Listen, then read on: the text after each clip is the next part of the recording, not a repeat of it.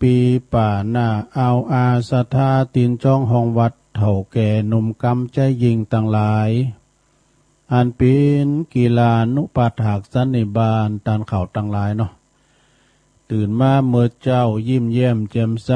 ตุกโศกโรคภัยหายไปหมดเสงเน้อยิ้มแย้มแจ่มใสปิยาวาจา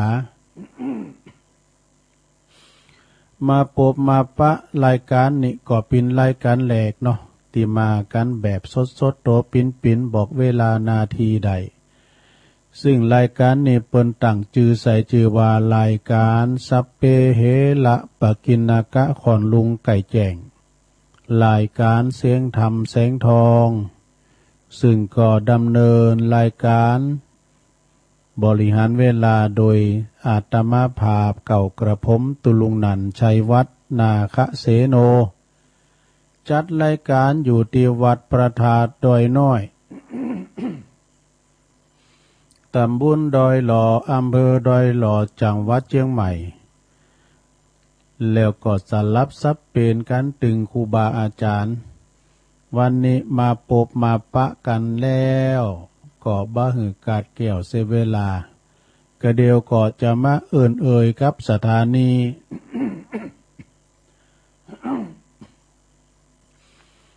จะมาเอ่ยกับสถานีวิทยุต่างหลายที่เปิ้นมีบุญต่อโสตประสาทหูของเฮาเจ้าขาต่างหลายเนาะตุลุงก็จะนำไหวพระไอ้ก่อนสวดมนต์เนาะลุกกันมาแล้วบ่แม่ลงบางปัญโยนนันแม่ลงโอนกิติลังกาแม่บุญพินอำคต ปอบตึงลงตึงหลายตึงมิดเกี่ยวสหายคำเท่าแก่พ่อแม่พี่น้องเนาะเปิดความปินสิริปินมั่งกะละปินมงคลกับตนกับโตกับขอบกับโพกกับลูกเต่าเหล่าล้านเลนเนาะอยู่ดีมีสุขอายุหมันควันยืนมีโจกมีใจปราศจากทุกโศกโรคภัยขอเจ็บไปหือมาไก่ขอไข่จะไปหือมากายได้อยู่กำจูปูจ้าวาลพุทธศาสนาไปเฮิงเมื่อนานเสียงจิรติการยาวนานนันจุงจากมีอาไว้พระเนออะระหังสัมมาสัมพุทโธภะคะวาพุทธังภะคะวันตังอภิวาเทมิสวากขาโตภะคะวะตาธัมโมธัมมังนะมัสสามิสุปฏิปันโนภะคะวะโตสาวกสังโฆสังฆังนะมามินะโมตัสสะภะคะวะโตอะระหะโตสัมมาสัมพุทธัสสะนะโมตัสสะภะคะวะโตอะระหะโตสัมมาสัมพุทธัสสะนะโมตัสสะภะคะวะโตอะระหะโตสัมมาสัมพุทธัสสะอิติปิโสภะคะวะอะระหังสัมมาสัมพุทโธวิจาจารณะสัมปันโน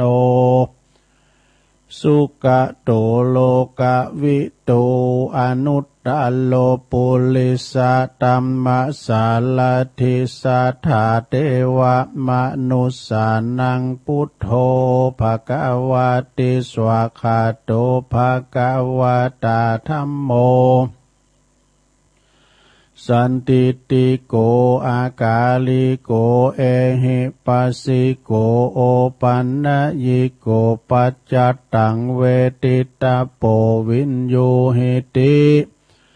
สุปฏิปันโนภะคะวะโตสาวกสังโฆอุจุปฏิปันโนภะคะวะโตสาวกสังโฆยายะปฏิปันโน ภะคะวะโตสาวกสังโฆสามิจิปฏิปันโนภะคะวะโตสาวกสังโฆญาติตังจัตตาลิปุริสายุคาเนอัฏฐปุริสปุคคลาเอสะภะคะวะโตสาวกสังโฆ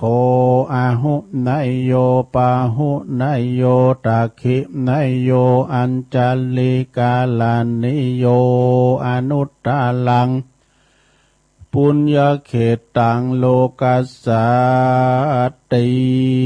จะยันโตโพธิยามูเลสักกายานังนันทิวัตตโนเอวังตวังวิจัยโยโหหิจัยยสุจัยยมังคะเลอัปปาลาจิตตาปันลังเกสิเสปัตตวิปุคคัลเลอภิเสเกสัพพพุทธานังอาคาปโตปโมทติสุนักกตังสุมังคลังสุปปาตังสุโหติตังสุขันโนสุโมโหโตจะสุยิทังพรหมจาริสุปัฏฐขินังกายกัมมังวาจากัมมังปัฏฐขินังปัฏฐขินังมโนกัมมังปานิทิเตปัฏฐขินาปัฏฐขินานิกัตตวนะละพันตัตเถปัฏฐขิเนสัพพิติโยวิวัจจันตุสัพพะโลกโควินาศตุมาเตภวัตวันตะลายโยสุขีติกายุโกภวะอัมปิวาตานาสิลิสานิจังวุตาปัจจายโนจัตตารโอธรรมาวาทันติอายุวันโนสุขังปะลังเอาแล้วศรัทธาญาติโยมทั้งหลายตุลุงก็ปีนเก้าปีนโหสวดมนต์ไปปีนตีเรียบร้อยก็คุณปฏิตะไหลรัตนะผ่านแผ่วปาเกี่ยวเจ้าตังสามประการจงได้ดลบันดาลมาปกป้องคุ้มครองรักษายังครูบาอาจารย์พระมหาเถรานุเถระพระสงฆ์องค์สังฆเจ้าสมณเณรเจ้าตั้งหลายอยู่วัดอยู่ว่ามีสลีติคามีสง่าราศีงาและก็งอกงามไพบูรณ์ในพระพุทธศาสนาอยู่กัมจูปูจาโปรดเมตตาศรัทธาญาติโยมกันไปใจปินเก้าปินโหปินผุนนำจิตวิญญาณปินติปะตีเปิงติตั้งจิตตั้งใจของปอออกไม่ออกศรัทธาเนาะมีสลีที่คาอายุหมันยืนยาวอย่าเจ็บเนาะอย่าเจ็บอย่าไข้นะขอศรัทธาญาติโยมก็เหมือนกันเด้อไม่หลงเขาพอหลงเขาก็ขอเหิมมีความสุขกายสบายใจสุขกายปราศจากโรคภัยไข้เจ็บสุขใจก็ปราศจากความโลภโกรธหลงบ่เหิมมาอยู่ในตนในโต แล้วก็ขอมีสุขภาพพลานามัยสมบูรณ์แข็งแรงเด้อหลงเด้อต่อไปก็จะไปตังสถานีวิทยุที่เปิ้นมีบุญต่อโสตประสาทหูเฮาได้ฟังตั้งหลายตั้งสายไต่โซนไต่ดักเซฟเนอปินดีอินด้วยล่ำตุลุงก็เช็คระบบแล้วนะฝ่ายหินฝ่ายวันนี้กะถวยต้องซักถวยต้องซักนี่เปิ้นดักไปพี่ยังเดียวเปิ้นก็แก้ไขละเนาะขอบคุณดังสถานีวิทยุขึ้นเพื่อการศึกษาพระพุทธศาสนาและวัฒนธรรมวัดฝายหินตำบลสุเตปอำเภอเมืองจังหวัดเชียงใหม่ FM 104.50 เมกะเฮิรตซ์อำเภอโดยเมตตาบารมีธรรมอาจารย์ท่านพระครูสมุวิสุวัฒน์วรกิจโจอาจารย์พระครูเปิ้นตื่นเจ้าลิงสัญญาณไปฟังเพลงกันอย่างจุใจ สถานีวิทยุของคณะสงฆ์อำเภอฝางตั้งอยู่ที่วัด วัดพระบาทอุดมนำบ่อสาวาสำนักวิปัสสนาโดยเมตตาบารมีธรรมหลวงพ่อพระครูสุจิตานุรักษ์หลวงพ่อใหญ่เฮาเนาะเจ้าคณะอำเภอฝางขอบคุณตุบีจำเริญโชติธรรมโมวัดสันโค้งขอบคุณต่างตุปีอมรเทพอุปสันโตอุดเถินตุปีโจเนอะFM 100.25 เมกะเฮิรตซ์สถานีแดนดินถิ่นล้านนาตั้งอยู่ที่บ้านโฮงโงตำบลนำบ่อโลงอำเภอสันป่าตองเนาะ FM 103.50 เมกะเฮิรตซ์โดยคุณรุจิสมบัติเงาคำสถานีคลื่นธรรมะของชุมชนวัดห้วยตองซักตำบลขวงเป้าอำเภอจอมตอง FM 98.75 เมกะเฮิรตซ์เนอะโดยเมตตาบารมีธรรมอาจารย์ท่านพระครูวาปีวรมานิชอาจารย์ชวลิตชัยวังโสสถานีวิทยุมนเสียงธรรมจากอำเภอแม่แจ่มเนอวัดบุพารามตำบลช่างเครื่องโดยเมตตาบารมีธรรมหลวงพ่อพระครูมงคลวิสิทธิ์หลวงพ่อใหญ่เฮาเจ้าคณะอำเภอแม่แจ่มเนอขอบคุณตังตุปี้ปลัดอุทัยทั้งสองอุทัยด้วยนะ FM 106.25 เมกะเฮิรตซ์สถานีวิทยุเน็กเนียวเรดิโอ FM 96.75 เมกะเฮิรตซ์ตั้งอยู่ที่บ้านโจงตำบลทุ่งกวาวห้างหุ้นส่วนจำกัดอนุสรณ์เรดิโออำเภอเมืองปานจังหวัดลำปางสถานีวิทยุชุมชนคนเหนือเขื่อนตั้งอยู่ที่บ้านดงดำอำเภอฮอดจังหวัดเชียงใหม่แผ่ขยายกระจายเสียงไปตั้งอำเภอโดยเต่าด้วยนะ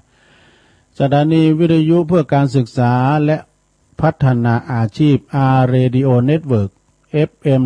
103.00 เมกะเฮิรตซ์ตั้งอยู่ที่อำเภอเมืองจังหวัดลำปางโดยคุณอนุพงษ์ปาตาจินะสถานีที่เก่าสุดท้าย Radio Network FM 99.50 วิทยาลัยเทคโนโลยีและการจัดการกฟผ.แม่เมาะลำปางดูเก่าสถานีใหญ่ๆทั้งนั้นเนอะสดาญาติโยมทั้งหลายแต่ยินเพราะแม่ทะอำเภอเมืองลักกิโลหลวงหมู่นั้นน่ะแมนหมดแล้วน่ะเปิ้นฟังกันน่ะเนาะสี่แยกหาแยกลักกิโลหลวงใจกลางเดียมลำปางน่ะเปิ้นได้ยินเปิ้นโทรมาครูบาอาจารย์อยู่ฟังกันไปในโรงเด้อฟังกันไปเอ่ยไปตังสถานีวิทยุต้องขอบคุณเจ้าหน้าที่ดีเจแล้วก็เจ้าของสถานีวิทยุกู้คืนโดยเนอะที่เปิ้นเปิดทับสัญญาณเอาเสียงนี้ไปสู่ท่านผู้ฟังทั้งหลายเนาะ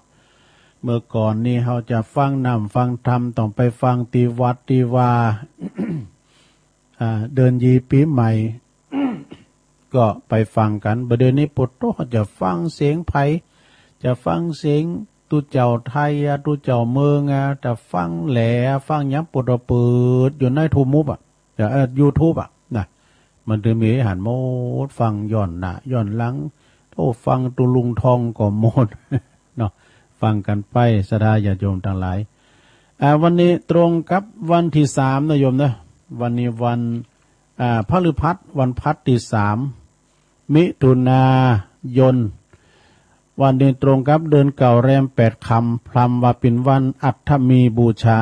เป็นวันที่เฮาได้สมัยนั้นเนาะ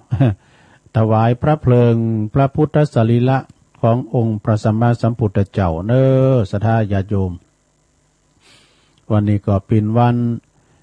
อัฐมีบูชาวันพระวันศีลบางวัดเพิ่นก็ปิดตูแต่บนปิดตูเฮาก็เอาไปจูไว้บนนึงแปลงอันไว้หน้าวัดหั่นเนาะแปลงตั้งบาตรตั้งหยังไว้หั่นปุลามบ่ได้มีหั่นโลแต่ที่วัดอันพระธาตุดอยน้อยมันมีกำแพงมันมีตูวัดขึ้นมาก็แผ่วหน้าในวัดวิจิว่าอยู่บนดอย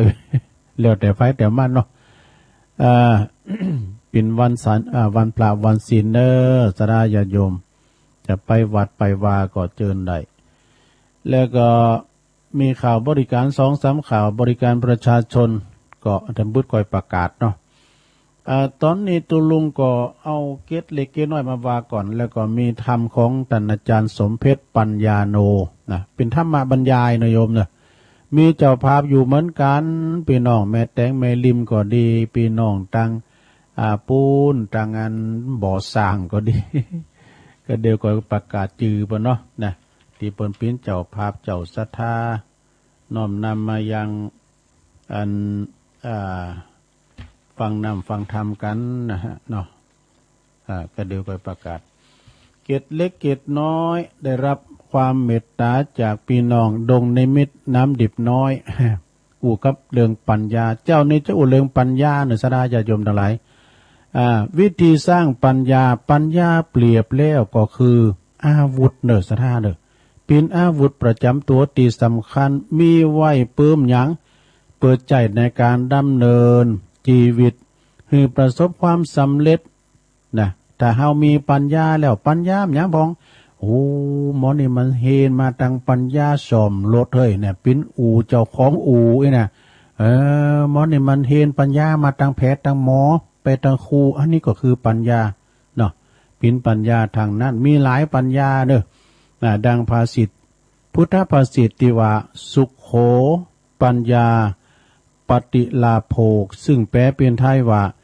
การที่เฮาได้มีปัญญาก็นำความสุขมาหือนี่กันมีปัญญาดิบหลังตามจางเย็นยังสักอย่างเนาะ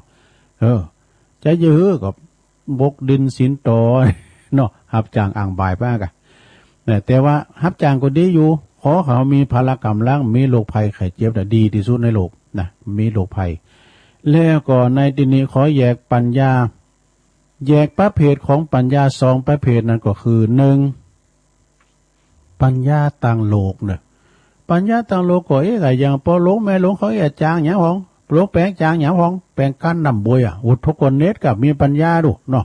มีฝีมือไปต่างแปลงกั้นนำบวยแกะสลักกรรมสังกะปัญญาทางนั้นไปแปลงปุถุแปลงนาแนบแปลงนาแนบวิหารปั่นดอกปั่นดงนี่ก็ปัญญาทางนั้นเห็นมาโดยตรงเนาะเฉพาะทางเนี่ยจะไม่ลืมปัญญานะลงเนอะปัญญาโลโกกัสมิก็เดียวว่าบาลีบพิษแสงสว่างเสมอด้วยไฟฟ้าไม่มีปัญญาหนึ่งปัญญาต่างโลกก็คือความรอบรู้ในความเป็นจริงทุกสิ่งทุกอย่างที่เห็นมาแล้วนำไปประกอบอาชีพเล่งชีวิตก็ประสบความสำเร็จนี่ปัญญาที่สองเหรอปัญญาที่สองนี่ก็คือปัญญาต่างธรรมนี่ปัญญาต่างธรรมในพระพุทธศาสนาของเฮาเนี่ยเปิ้นมีเกณฑ์ไว้ว่าไผมีปัญญาต่างธรรมเปิ้นเห็นบาลีนี้สูงสุดก็คือเก่าหยังเก่าประโยค เก่าประโยคนี่สูงสุดบุคคลใดที่เรียนปิ้นเก่าประโยคตั้งแต่7ไปเด้อนะถ้าอยู่วัดโลกน่ะได้ปิ้นเจ้าคุณแน่นอนนะเจ้าคุณปัญญาต่างธรรมนั่นก็คือความหูหันแจ้งในธรรมสัจธรรมจนนำจิตถึงธรรมแล้วก็บรรลุธรรมได้กระบวนการสร้างปัญญานั่นนะศรัทธาปิ้นกระบวนนั้นการเดียวกันปิ้นกระบวนการเดียวกันตันกล่าวไว้มีสามอย่างท่านแล้วคืออย่างของหนึ่งสุตตมยปัญญาคือปัญญาที่เกิดจากการฟังนี่สุตตะนี่นะสุสังลภเตปัญญังนะฟังด้วยดีย่อมเกิดปัญญาในการฟังปัญญาในการศึกษาแล้วก็ฟังเปิ้นแล้วก็ศึกษาแล้วเก็บเอาหารหน่อยนิดหน่อยนะคือตั้งใจหามเฮนแล้วก็ตั้งใจปฏิบัติสองจินตมยปัญญาคือปัญญาที่เกิดจากการคิดเนี่ยนะแล้วก็นำความโหดที่ได้ศึกษามาพินิจพิจารณาเกิดโดยเหตุโดยผลบ่เกิดโดยการนอกลู่นอกทางแน่ข้อที่3โยมนะภาวนามยปัญญาคือปัญญาที่เกิดจากการลงมือปฏิบัติเอาจริงเอาจังเมื่อมีความหู้แล้วก็นำความหู้นั้นเนี่ยนะที่มีอยู่นะไปปฏิบัติเมื่อตั้งใจปฏิบัติดีชีวิตก็ประสบความสำเร็จตามที่ตั้งใจไว้เนี่ยดังนั้นเนี่ยสดาญาโยมทั้งหลายจงสังเกตได้ว่า คุณที่มีพยาปัญญานะก็จะประสบความสำเร็จในชีวิตเป็นที่ยอมรับนับถือของสังคมโดยรวมโดยทั่วไปเพราะปัญญาสำคัญที่สุดเป็นดุจที่ปึงสำคัญที่สุดของมนุษย์เฮานี่เฮามีปัญญานะสดาญาโยมทั้งหลายปัญญานั่นก็คือว่าพยาปัญญาที่เฮาศึกษาหามเห็นมาจะบ่ลืมปัญญาเนี่ยว่าอู่เรื่องสติวันนี้ก็อู่เรื่องปัญญาเฮ็ดนิดหน่อย ก็เอามาเสนอแนะให้กับศรัทธาญาติโยมทั้งหลายได้ฟังกันเนาะวันนี้วันพระวันศีลก็เดียวกันอันขอคิดวันนี้ทำกรรมหนึ่งเนาะเอาของแม่เดือนเพ็ญก็เดียวก่อนเอาวันนี้ก่อนก็เดียวตุลุงเจ้าว่าทำเที่ยงแท้ก่อนตามของอาจารย์ท่านพระอาจารย์สมเพชรปัญญาโนวัดไผ่วัดป่าไผ่บ่อทองนี่นะเนาะเปิ้นจะปูนตรงตาแม่โป่งร้อยสะเก็ดปุ่นนะอาจารย์สมเพชรนี่เปิ้นทุ่มเทเป็นพันนักเทศโดยแล้วก็ใจใส่ครูบาโดยเปิ้นใจใส่ครูบาบ่ว่าจะเป็นการพัฒหารเพลจัดเนี่ยเรียบร้อยพอก็ดูแลครูบาโดยอันนี้ก็เป็นบุญเป็นกุศลแต่เพิ่นก็ส่งธรรมมาให้ตัวลุงมาขยายความจริงเปิ้นเป็นพิธานักเทศนะแล้วเปิ้นก็น้อมนำมาให้ตัวลุงขยายไปต่อแถมนี่ก็เป็นธรรมเปิ้นฟังอันนี้มันยาวนะลงเฮาอ้อยอีแล้วกันคนละครึ่งเนาะคนละครึ่งมันจะสตางค์นะหลงไปใจหายกับโทษฟังแล้วนะแต่เก็บสตางค์แล้วเนี่ยเก็บตัวลุงมีการเลไลอันคนละครึ่งนี่มาข้ามันแรงบึดบ่าย3 โมงทำกึ่งนึงค่ะนะมันยาวนะปีแล้วเหมือนได้เอามาเทศแล้วกรรมโอ้ไปปีแล้วยังเป็นกำลังใดมาเนี่ย อาจารย์สมเพชรเนาะเอาละเปิ่มความเสียจะอ่านเสเวลาตัวลุงจะเทศกันจะเทศทำบรรยายกันนะต่างนะโม3 จบกันนะโมตัสสะภะคะวะโตอะระหะโตสัมมาสัมพุทธัสสะนะโมตัสสะภะคะวะโตอะระหะโตสัมมาสัมพุทธัสสะนะโมตัสสะภะคะวะโตอะระหะโตสัมมาสัมพุทธัสสะอัปปมาโทอมตังปะทังปมาโทมัจจุโนปะทังอัปปมัตตนาอัปปมัตตานะมียันติเยปมัตตายถามตาติ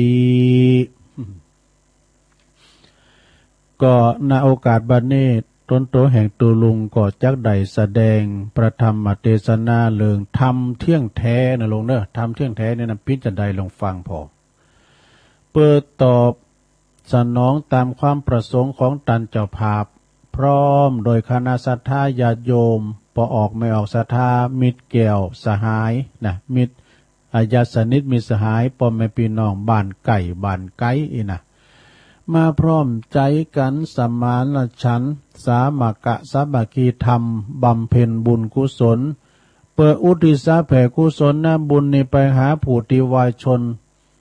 ที่เปิ้นหลวงลับดับขันไปนะก็นับว่าเฮาตันทั้งหลายได้มีความกตัญญูกตเวทิตาคุณเวทิตาธรรมต่อปอต่อแม่บิดรมารดาซึ่งนักปราชญ์เปิ้นทรงสรรเสริญแล้วก็เป็นว่าเป็นคุณที่ว่ามีหูบุญหูคุณเป็นคุณที่บ่ประมาทในชีวิตดังนี้ดำเนินความตามสุภาษิตติดปิ้นตวนวานอปปมัตโทอมัตตังปัตทังอย่างอี้ปินอธิซึ่งก็เป็นแปลความว่านะลงบุคคลใดก็ตามถ้าบ่ประมาทนะก็เป็นตั้งแห่งความดีบ่ตายเนี่ยผู้ใดที่ประมาทผู้นั้นก็เปรียบเสมือนคนที่ตายแล้วดังนี้ กรรมว่ากรรมที่ว่าปมาโทอันนั้นเป็นกรรมบาลีนะปมาโทนี่นะส่วนกรรมไทยนั้นนะก็ได้แก่ความไม่ประมาทนะอันว่ายกตัวอย่างความประมาทนะความประมาท นั้นก็ได้แก่คุณเฮาเนี่ยที่เฮาเดี๋ยวนี้ฮู้โตก็เฮานั่งเฮาจะนั่งจะนอนจะยืนจะเดินจะเที่ยวจะย่างจะอยู่จะกินจะนึกจะคิดนี่เพิ่นว่านะก็จะทำการทำงานหยังก็แล้วแต่ก็ต้องมีสติคือความระลึกกึดถึงว่าก่อนไว้ก่อนเสมอว่าบัดนี้เฮากำลังกึดหยังอยู่นะเฮาทำหยังอยู่เฮาอยู่ที่ไหนนี่กูอยู่ที่ไหนแล้วเนี่ยบ่ดมคืนแล้วนี่เห็นนักไปหน่อยนะเขาหามาเฮนอนกองนี่น่ะอยู่ตัวไผอยู่คนเดียวหรือว่าอยู่กับคนอื่นเนี่ยเป็นพิจารณาดอกฮู้พิจารณาว่าสิ่งนี้ดีสิ่งนี้บ่ดีนี่น่ะอันว่าเฮาจะทำสิ่งนี้มันจะผิดศีลผิดธรรมหรือว่าจะผิดกฎหมายบ้านเมืองก่อนี่น่ะเฮาจะทำสิ่งนั้นคนอื่นเพิ่นจะสอบก่อหรือว่าเฮาจะทำสิ่งอื่นสิ่งเตือนนั้นคนอื่นจะเดือดร้อนก่อฮู้ว่าเฮาคิดว่าเอาใจเปิ้นมาใส่ใจโตเนาะถ้าตัวเฮาเนี่ยปิ้นอย่างอ่านอย่างอี้เฮาจะสอบหรือว่าเขาจะเดือดร้อนก่อลองถามตัวเก่าเนี่ยเป็นว่านะแถมประการหนึ่งเนี่ยลงนะแถมประการหนึ่งมีความประพฤติปฏิบัติแต่ในสิ่งที่ดีที่ชอบนะประกอบไปด้วยสัมมาอาชีวะนี่ก็คือทำการทำงานทำมาหาเลี้ยงชีพโดยต่างสุจริตบ่ผิดศีลบ่ผิดธรรมบ่ผิดกฎหมายบ้านเมืองเนี่ยสิ่งได้ที่ว่าบ่ดีก็หลีกเว้นไปสิ่งได้ที่ว่ามันดีก็ประพฤติปฏิบัติไปเลยนะอย่างอี้เป็นต้นแล้วก็บุคคลใดที่ประพฤติปฏิบัติเช่นนี้เรียกว่าผู้ไม่ประมาทเนี่ยปมาทะแล้วคือว่าประมาทนะถ้าตรงกันข้ามนะลงเนอะตรงกันข้ามผู้ที่มีชีวิตอยู่อย่างประมาทปราศจากสติความระลึกมีความกึดนะแบบมิจฉาทิฏฐินะมิจฉานี่มันพิษดีด้วยถ้าสัมมานี่ดีนะหลวงนะมิจฉาก็คือหันพิษจากขั้นลองคลองทำหันพิษอย่างว่าเช่นว่าปุถโธเปิ้นดื่มน้ำอมฤตเนาะดื่มน้ำมันอย่างว่าเนี่ยว่าดีกับปุถโธใส่ให้หน่อยนะปุถโธมันถึงอู่แล้วแป๊ดอะนายนะพังคองเนี่ยอู่นะใส่สามตอมปุถโธแล้วแป๊ดเลยเปิงว่าน้ำเนี่ยเอาหดต่อต้วงเลยฟองหรือไม่ผมจิตาผมแบบใส่หน่อยปุถโธแล้วแป๊ดหรือว่าคือว่าไปเสพสิ่งเสพติดอย่างต่างๆว่าโอ้ไอ้นี่มันเสพสิ่งเสพติดปุถโธรู้ดิบ่อยมันหายปุถโธว่าโกรู้เนี่ยนี่มิจฉาทิฏฐิเนอะบางทีก็เกิดว่าการปิ้นนักเลงอันธพาลนั่นก็ว่าปุถโธไอ้นี่แน่เว้ยปิ้นลูกผีเน็ตบุคคลการว่าบุคคลใดเกิดอย่างอี้นะเรียกว่ามิจฉาสตินะคือความคิดผิดเรียกว่าประมาททั้งชีวิตดังนี้ญาติโยมพอออกตั้งหลายสิ่งได้เปิ้นว่าผิดศีลของธรรมผิดกฎหมายผู้นั้นยังกึดยังคิดว่าดีเนาะโอ้ยังดีอยู่นะผู้นั้นยังคิดว่าดีอยู่ก็นี่ฮู้จักว่าเป็นผู้นั้นยังคิดว่าดีอยู่นะก็เป็นเจตสิกธรรมนี่คือทำฝ่ายบาปเป็นอกุศลว่ะนั่นก็คืออย่างนั้นนะยกตัวอย่างเช่นเฮาหานคุณเปิ้นไปวัดไปว่ากำขันเขาวัดเขาว่าอาบน้ำฟังธรรมทางวัดทางว่า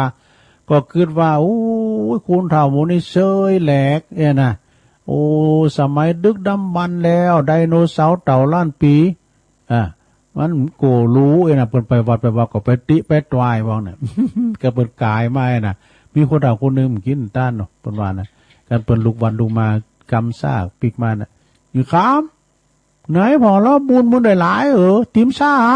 ยังว่าหย่อว่าหาไปอยู่เนาะเปิ้นว่าหันเปิ้นปิ้นนักเลงอันธพาลสอบต่อยปอตีแม่ว่ะดูโอ้โตไอ้นี่เฮายกเป็นลูกพี่ต่อยปอต่อยแม่ตีปอตีแม่หรือว่าไอ้นี่เปิ้นลักขโมยเนาะ หรือว่าหันเปิ้นกินไอตาปอตีแม่ก็คือว่าปวดโถไอนั่นเองเปิ้นเน็ตเปิ้นเก่งเปิ้นกาเฮ้ยอ่ะเกิดอย่างนี้เรียกว่าเกิดพิษนะเป็นคนตีตายไปแล้วนะตายไปตายแล้วคือว่าเป็นคนดี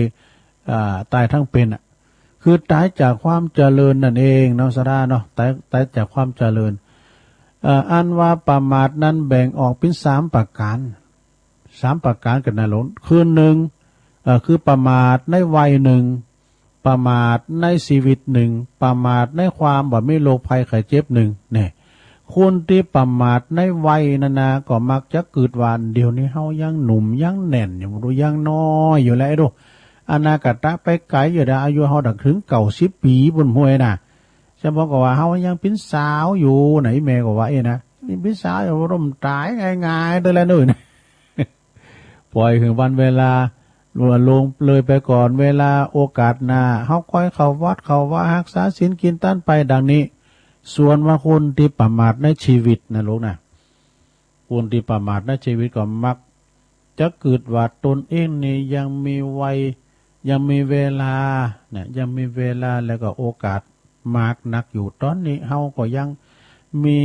กำลังวังชาดีอยู่นะประกอบกับเดี๋ยวนี้เฮาก็ยังค้าสนเรื่องเงินเรื่องทองอยู่ปล่อยหือมีเงินมีทองมากมายก่อนเตอก็ค่อยเข้าวัดเข้าว่าทำบุญรักษาศีลฟังธรรมดังนี้ ส่วนที่คุณประมาทในที่ว่ามีโรคภัยไข้เจ็บร่างกายเฮานี่ดีแต่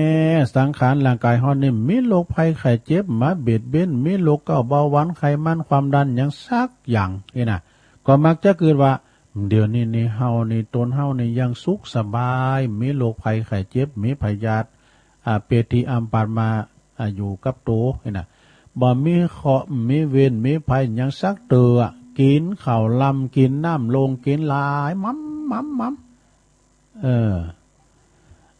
วันหน้าก่อนนี่นะมีเวลาโอกาสนักอยู่แถมหลายอยู่แล้วแถมประการหนึ่งบัดเดี๋ยวนี้เฮาก็ยังกำลังหนุ่มกำลังแน่นกำลังเสาะเบหาเงินทองเฮาก็ยังพร้อมเตอน่ะเนาะปล่อยเฮามีเงินทองมีหลายเหลือใจก็เด้อวันหน้าวันตาก็เด้อก็มีเงินมีทองหนักหนาป้าป่านนะเฮาค่อยเข้าไปวัดไปทำบุญ เนาะไปทำบุญทำกุศลถือศีลกินทานเข้าวัดเข้าวาดังนี้เรียกว่าคุณเพิ่นเรียกว่าคุณที่ประมาทโมเมาในชีวิตเนาะท่านว่า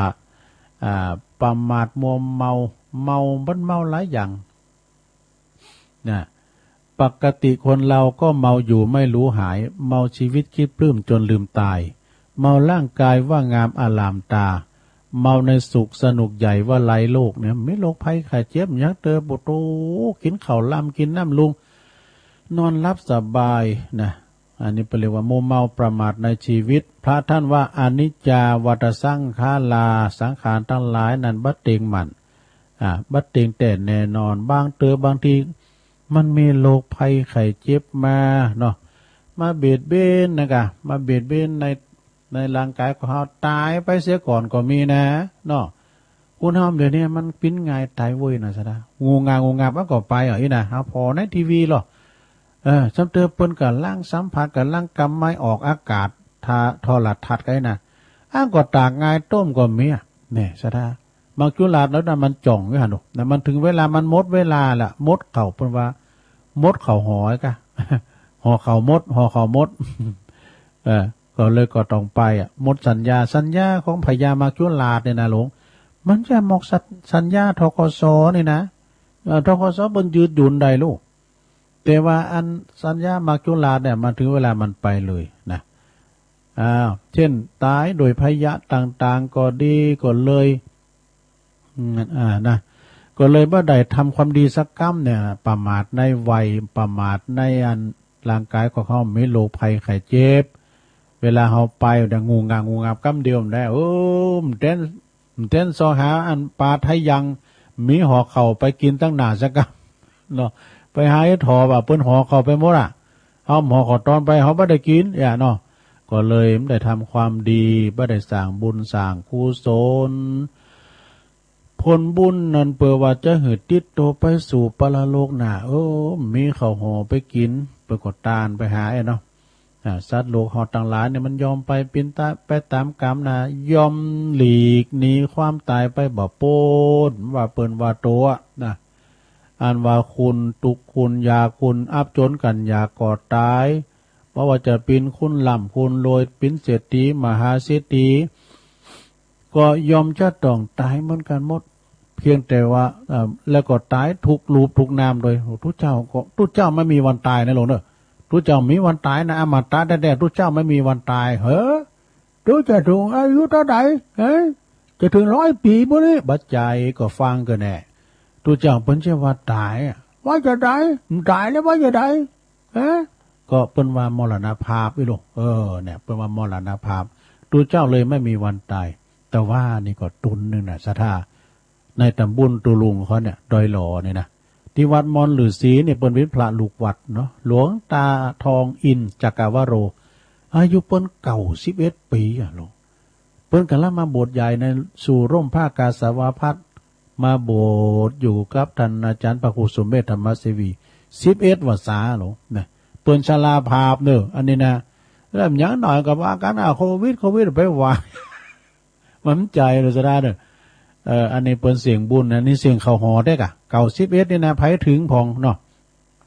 90 ปลายเนี่ยปโตสัมพอก็90 ปลาย100ก็ยังมี100 ปลายก็มีจะตามบุญไผบุญมันเนาะมนุษย์ทุกรูปทุกนามเนาะแต่ว่าจะตายจ้าตาใจเลี้ยวเต่าอ่านตายเมื่อใดเฮาบ่ฮู้แต่วันเกิดเฮาได้ฮู้แต่ว่าแน่วันตายจักมาวันใดไผฮู้ใดพองนะบางคุณอู่กับลูกหักเมแปงนะกินข้าวแรงแล้วอู่กันโนโซกันโมนยะหยอกกันนะอู่มนเจ้าวานอู่ยะหยอกกันไปลุงเจ้ามีแข่งกึกดึกอีกก็มีสุมานะอยู่ดีเป็นสู้นะลงเด้อลุงมาเมื่อเจ้านี้โอ้โผปนหมดลุมหายใจไปอย่างอี้ก็มีสะทามแตนหันจิตหันใจรับไปว่อยๆเปเรียกว่าไหลหรือภาษาแพทย์แปลว่าภาษาแพทย์ว่าหัวใจล้มเหลวอีกก็มีนะสะทานะไปประมาทเด้อมักจุลานี่บางคนนั่นก็หันหน้าตอนเจ้ากลางวันมีแล้วโอ้ก็เฮายังหันมาอย่างเจ้ามันอยู่กลางหน้าพุ่นน่ะน่ะอยู่กลางตุงพุ่นน่ะปิกมาบ้านกินข้าวตอนแล้ววายชนไปก็มีนะอันนี้แหละญาติโยมไปออกทั้งหลายจะไปขวาต่างอยู่ความประมาทอันความตายนี่มีอยู่ทุกหนทุกแห่งนะอภยาปัจจังทุกขังโลเกไม่ใช่กะสถานที่ใดที่สัตว์ไม่ตายไม่มีสถานที่ไหนบางคุณก็ไปตายดำตาหุ่นตั้งกลางแพะกลางป่างาไม้กลางตุงกลางนาสถานที่ตายมันมีเหมือนกันหมดแล้วก็อันต่างพองก็ไปตายหงยุคหงยานะสถานมันบ่แน่ดอกคุณเฮามนุษย์เกิดตายชีวิตวังไวเหมือนกันโทน่ะอยากดีมีจนคุณในโลกหลาป้อยรับตาไปผิวแล้วอันว่าความตายเนี่ยมีทุกหนทุกแห่งอย่างอี้แล้วก็ยังว่าบ่มีเวลาบ่มีแล้วยังบ่มีเวลาวันยามเอานอนมาได้โดยนะยิ่งสมัยนี่น่ะคุณเฮาเนี่ยจะตายกันง่ายๆบางทีนางอู่กันอยู่นี่นะอู่กันอยู่ในรถก็ดีอยู่ในบ้านก็ดีตากง่ายไปเลยตายไปอีกก็มีนะสถานะบางคนนี่ไปสอดลาป่าขึ้นลิงจ้อยดอยจันตกลงมาตายก็มีพองก่อตายตกตุ่นไหมพองก่อตายถูกปนมัดไปขาพองก่อตายกินยาพองก่อตายมัดคอพองก่อตายลดจุนเนี่ยในทำกันไว้นะพองก่อตายลดสาแลบตายพองก่อลดจุนกันตายพองก่อขับรถไวยิงลำลดพีความก่อตายไปวะพองก่อตายโดยอุปัตวเหตุต่างๆด้วยเหตุเพศภัยนะอันว่าความตายเนี่ยสดาญาโยมมันมีให้กูโหนกูแหงมีไปกูตีกูตางมากมายบ่อาจจะนำมาเรามาอู่ในที่นี้เสียงใดเนาะคุณตีตายไปแล้วนะอย่างอาจารย์พระครูเป็นออกรายการว่า เพิ่นจะถามท่านจำพระครูว่าคุณเฮาแล้วตายไปไหนตายแล้วไปไหนเนี่ยเฮาคุณเฮาตายแล้วไปไหนเนี่ยนะเพิ่นเคยไปถามท่านมหาศัพท์นะท่านเจ้าคุณมหาศัพท์นะท่านพระอาจารย์ครับเนี่ยท่านพระมหาผมขอถามว่าคนเฮาแล้วตายไปไหนครับอันนี้อาตมาก็บอกฮู้อาตมาก็บอกเคยตายเปิดก็ตอบตรงๆเลยนะแล้วเปิดอธิบายเนาะคุณเฮาก็อย่างว่านะเนาะสระตายแล้วไปไหนแต่แล้วแต่ไผทำกรรมทำบุญอย่างไว้เนาะภพภูมิไปตนาเฮาพอจะฮู้นี่เนาะอาจจะไปสวรรค์ไปมรณะหกก็พอปัจจุบันเนี่ยอนาคตอดีตจะไปต่างหน้านะครับพอปัจจุบันเนี่ยเฮาทำหยังอยู่นี่นะเนาะทำหยังอยู่เนี่ยคุณเฮาได้ตายโดยอุบัติเหตุส่วนมาก็โดยความประมาทนะโอ้นะมันโนออกนอกเลิงสินต่างตุลุงมันก็ตึงยาวอยู่ทำนะก็ว่าไปซะนะเวลาตุลุงเปเลอะโดยความประมาทนั่นเองคุณเฮาได้เกิดประสบอุปัตวเหตุต่างๆขาดสติสัมปชัญญะควบคุมความระลึกนึกกึดปิ้นส่วนใหญ่นะอันนี้แหละพอออกศรัทธาญาติโยมต่างหลายคุณเฮานอกจากจะมีความประมาทอย่างที่กล่าวมาแล้วซ้ำยังเพิ่มความประมาทเข้ามาเติมแฮมนะอย่าเพื่อความเพิ่มเติมอย่างความประมาทอย่างแถมก็เลยใส่อันนั้นกะน้ำอมฤตใส่ไปหน่อยบทตาเปล่งเรื่องหรอกบางทีก็สิ่งเสพติดเข้าไปแถมเนี่ยนะทำให้ขาดสติไปใหญ่เลยขาดความยั้งคิดขาดความมั่นใจสักเติมมันดีแซงสักน้อยเจอฝีมือกะนี่ เปิ้นมีระยะการแซงดูเนาะโมรถมันตั้งตรงตั้งภายตั้งมันยิงตั้งโก้งซ้ำห้ายนะสถาไปนับได้นับแซงเนี่ยการมันโจโลมาเนี่ยนะมันสรุปสการเฮาผิดติ่มตัวนะพิจารณาก่อนแต่รถ10 ล้อนะครับตัวกุ่นเปิ้นหูดอกรถมาเนี่ยเปิ้นจะต็อปไฟด่านขวาเนี่ยห้ามแซงถึงตีวางละบอปี10 ล้อโชเฟอร์เปิ้นจะต็อปไฟซ้ายนะไฟที่มันจะเลี้ยวไฟเลี้ยวเนาะผ่านไปได้เนี่ยมันเป็นจีเดี๋ยวเปิ้นมีน้ำใจต่อกันนะในบนท้องถนนเนี่ยนะถ้าหากว่าเฮาขาดความยังคิดพิจารณาก่อนเลยเกิดเป็นบ่อเกิดแห่งภัยพิบัตินะถ้าหากว่าตั้งอยู่ในความขาดสติขาดความพินิจพิจารณายับยั้งนำภัยพิบัติมานำมาซึ่งความคือหายนะความชิบหายนะคือความชิบหายถ้าบ่ตายก็กลางเหลืองกลางเหลืองมันเป็นจะเนาะกลางเหลืองเนี่ยดังตีปิ้นข่าวมาเฮาฮู้ใดอยู่กันอยู่เสมออันนี้แหละคณะสัทธาปอกสัทธาญาติโยมทั้งหลายเนาะความประมาทนี้ท่านบอกว่าปินตั้งแห่งความตาย ผู้ไม่ประมาทชื่อว่าเป็นผู้ไม่ตายดังนี้ตีเฮาไปโมเมาประมาทนะโมเมาประมาทในชีวิตถึงตัวบอดตายก็เปรียบเหมือนว่าดังที่คุณที่ตายไปแล้วทั้งเป็นนี่ตายทั้งเป็นนะสนาเนาะนั่นก็คือบ่ได้สร้างคุณงามความดีไว้กับตนกับตัวเลยสนานะแล้วก็มีประโยชน์เนาะมีประโยชน์นี่ก็ได้แก่ความมีประโยชน์คือบ่สร้างคุณงามความดีให้ตัวเองแล้วประโยชน์ต่อส่วนรวมเลยคือแก่สังคมของตนเองเลยซ้ำให้ไปกว่านั้นนะลงเด้อซ้ำให้ไปกว่านั้นนี่เปิ้นว่าบางคนนี่ยังประพฤติปฏิบัตินอกตนนอกฤทธิ์นอกลอยเนี่ยตามความชั่วช้านะทุจริตนะก่อความเดือดร้อนแก่สังคมแล้วก็ส่วนรวมก่อกรรมทำเวรทำกรรมต่อบาปจ้าอันกล้าหยาบเนาะบ่ฮู้คุณปอคุณแม่บ่ฮู้จักคุณปอคุณแม่ปอแม่เลี้ยงใหญ่นากาบ้านก็หวังว่าจะส่งลูกส่งเต่าให้ลูกไปได้ดิบได้ดีตั้งภายภาคหน้าส่งไปหำไปเห็นศึกษาในบ้านในเมืองโลงพุ่นนะเพื่อจะให้ลูกนะเป็นคุณดีปอแม่อุตสาหาเงินหาทอง จะกินก็บ่นากินจะใจก็บ่นาใจสูงเฮือบ่อายนะฮีหอมล้อมลิดไว้ก็สูงเฮือลูกเฮือเต่าซ้ำเห็นการทำการเฮ็ดก็บ่เอาในเลยว่ะโหมันระดับปึกอย่างตุลุงเนี่ยเนาะ เห็นไหนก็บ่ได้บ่เอาสักอย่างบางทีก็หนีห้องเห็นไปแอวให้ว่ะนะหนีห้องเห็นไปแอวแม่ก็ต้องโอดถึงพี่น้องเจ้าบ้านโอ้ยเดี๋ยวนี้นะลูกอีปีนะไปเห็นฮะจบทำการจะปิ้นด็อกเตอร์แล้ว จะปิ้นด็อกเตอร์แล้วบางพองในสูงแต่นะอย่างโยมที่บ้านโดยน้อยเนี่ยเปิ้นมาตานก็เขาเปิ้นว่าส่งลูกเปิ้นเสียงล้านเสียงปิ้นล้านนะซะได้แต่ลูกเปิ้นไปถึงจุดหมายปลายทางทำงานดีนะเอาได้ทำงานจะดีนะแล้วก็ไปพ่อเนี่ยพ่อแม่ก็โอนเงินโอนทองนะหวังใจว่าจะเหือนเอาไปหือลูกใจในสิ่งที่ว่าการทำการเน้นซื้อกระดาษหนอพองเนี่ยมีก้าสมัยตุลุงข้ามก่อนในวันออกกระดาษหนอ3 บาทเนาะกระดาษหนอนะก่อนนี้มันมีกระดาษหนอนะนี่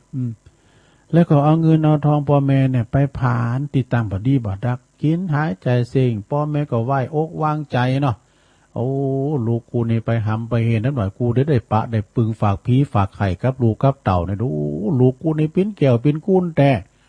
มันอย่ามากัดตันอยู่ลำเลยเนี่ยมาถึงก็มาอ่อนก็มาคอตั้งแม่มันอันนี้พอมันเดินไปตัวใจมันแล้วไปตัวแล้วก็ลูกเนี่ยมันหูใจเดี๋ยวมันมาอ่อนแม่พี่แล้วก็ได้ตั้งบันนี้ได้ไปก็ไปคบหมู่คบฟุ้งเป็นคุณแว่นใส่แว่นตาอันนี้ คุณแว่นเด็กแว่นเนาะแล้วก็การว่าครูถามว่าแล้วทำไมเธอไปไหนหายไป2-3 วันผมไปช่วยพ่อไปช่วยพ่อขึ้นบ่ลำไยไปจุครูทำไมนะทำงานที่บ้านที่จองพองก็มีแบบนี้เปิ้นเรียกว่าคุณที่ประมาทในชีวิตที่บ่ดีเนอศรัทธาญาติโยมทั้งหลายนะยังหลายอยู่นี่นะตุลุงเดือนนี้คนละครึ่งแล้วก็เนาะคนละครึ่งแล้วนี่แฮมกึ่งนี้นี่จะเอามาบรรยายแรงบึ้ดเนาะคนละครึ่งก็แล้วกันเนาะแรงบึ้ดมันมีพักเบรกเนี่ยอันนี้เปิ้นมีพักเบรกเนอะ ตีวันนี้ก่อนตึกแบบนี้เรียกว่าคนประมาทในชีวิตไม่ดีอาตมาก็ได้บรรยายมาได้กึ่งหนึ่งก็ขอหยุดติลงปุงไว้เพียงเท่าอีกเนอแรงบึดก็ว่ากันทำกรรม1 บ่าย 3 โมงแรงบึดนะคอยชมภาคต่อไปตอนที่2นะเอวังก็มีด้วยประการฉะนี้สาธุเดินไม่ลงเอิญมาละตัวย้ำเตียทำยังไงตัวโหกว่าเฮาว่าไปเดี๋ยวเลยแม่บัดตัวอูนี่ตุ้มจะเตะทำนี่ ก่อนนี่อันแต่เด้อเอาก็ว่าเข้าใจก่อนนี่เฮาเป็นคุณบ้านเนาะเปิ้นบรรยายทำงานศพอีกเปิ้นต่างน้ำโมมอย่างย่านะก็ตุด้วยพอยิ้มเตะทำเด้อกรรมเตะทำสมัยเฮาดึกดำบรรพ์ก่อนนะว่านะโมตัสสะภะคะวะโตสุลานามาเฮนิยังพุทธะเสตังดุลาสัพปุริสะตั้งหลายบุโดเนาะแต่ว่าอันนั้นนี่เป็นระบำลำนำตีดนะก่อนในเนื้อธรรมนั่นเนาะแต่ว่าอันนี้เปิ้นเรียกว่าเป็นธรรมบรรยายนะอาจารย์สมเพชรปัญญาโนวัดป่าไผ่บ่อทองเปิ้นเอามาตุลุงบรรยายขยายความของศรัทธาได้ฟังติดตามตอน2ได้บ่าย 3 โมงนะบุญนะแรงบุญเนาะศรัทธาเนาะอันนี้ก็เป็นธรรมบรรยายแล้วก็มีเจ้าภาพตัวนะก็เดี๋ยวก็มาประกาศเจ้าภาพเนาะเจ้าภาพก็มีอยู่ศรัทธาเจ้าก็ขอบคุณเนอะเจ้านี่ก็อันตั้งเปิ้นโทรมาก่อนหน้าก็มีก่อมปิ้นยังเนาะเปิ้นก็ว่าตื่นแล้วก็มาปลุกไปในโตปลุกตุลุงไปในโตตื่นแล้วความจริงตุลุงตื่นตั้งแต่ตีหนึ่งไป45แต่มันตื่นแล้วมันตื่นนอนหลับหรอไม่ยะนะตื่นแล้วตื่นนอนหลับคุบขับไปลุกไม้แล้ว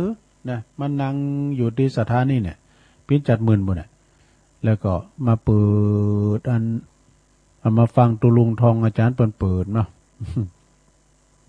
เปิดไปก็ฟังไป เอาอันนี้มาว่าทำกรรมหนึ่งก่อนจะได้ญาติโยมต่างหลายคุณเฮานี่นะคุณเฮาเนี่ยหลง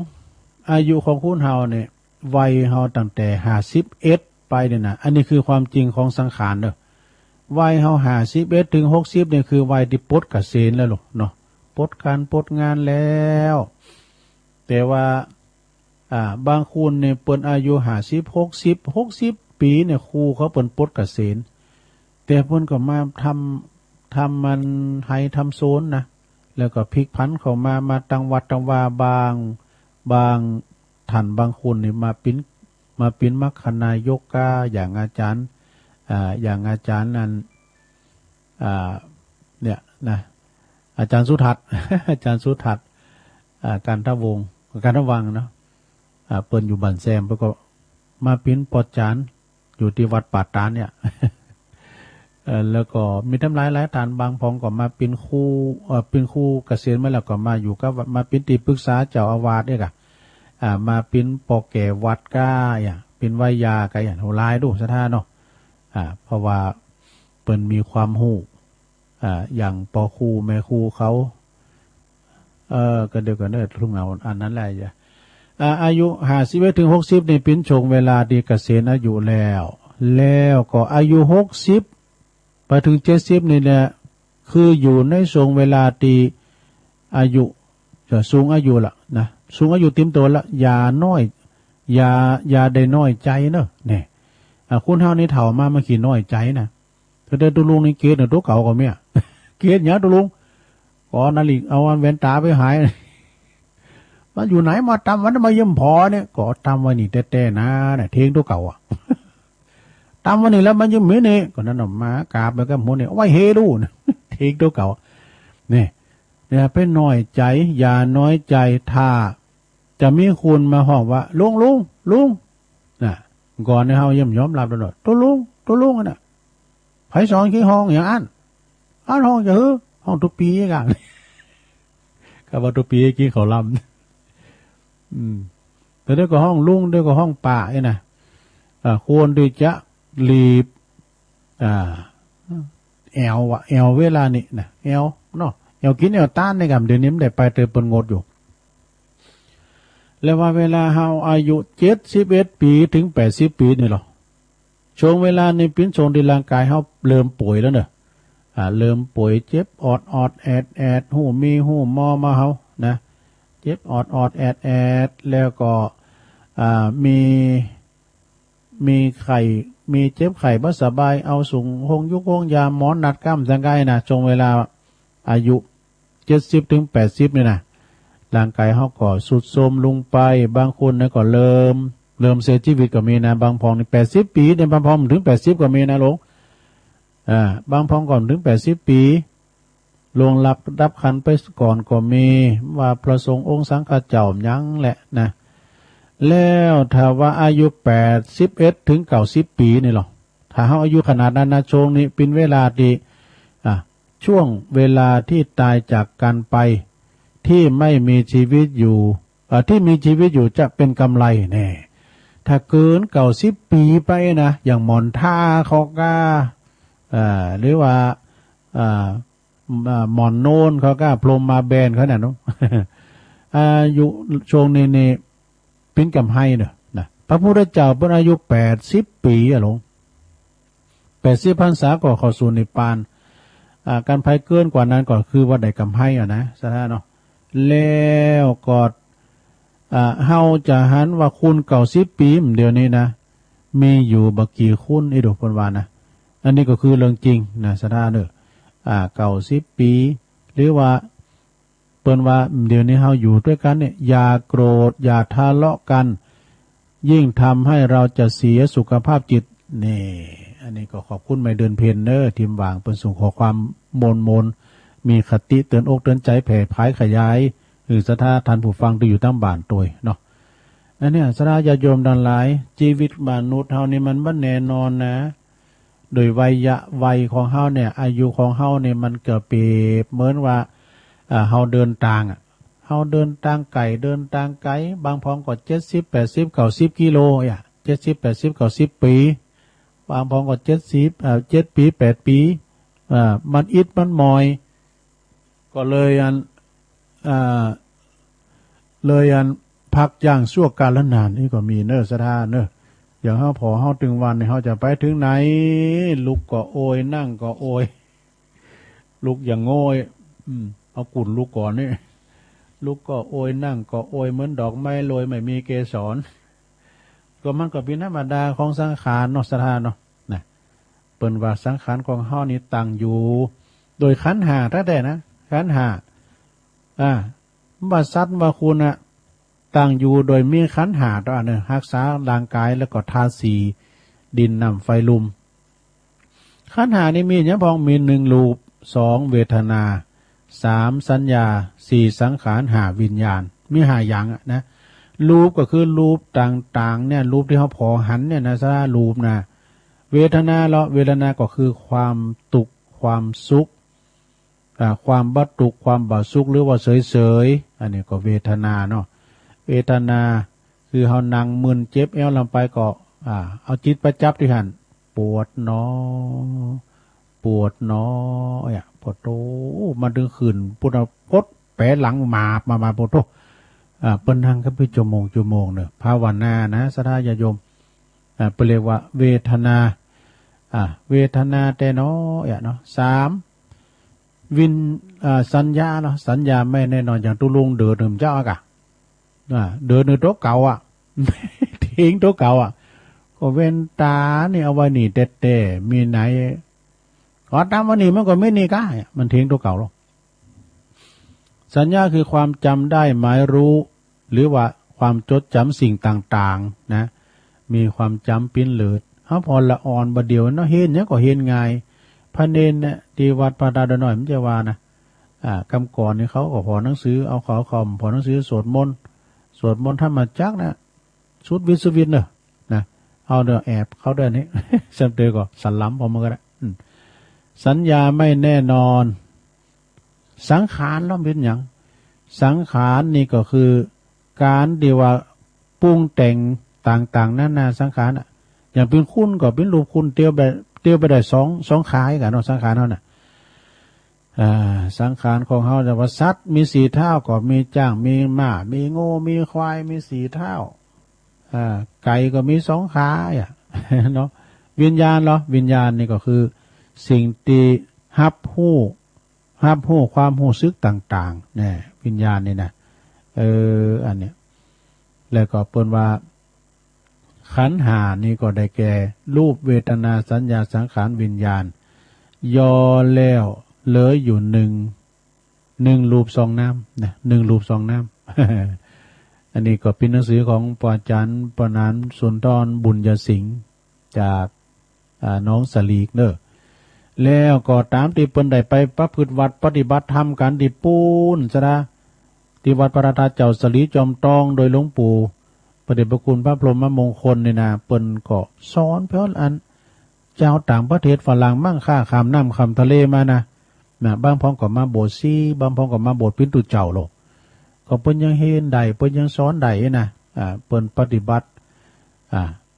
สติปัฏฐาน4นะ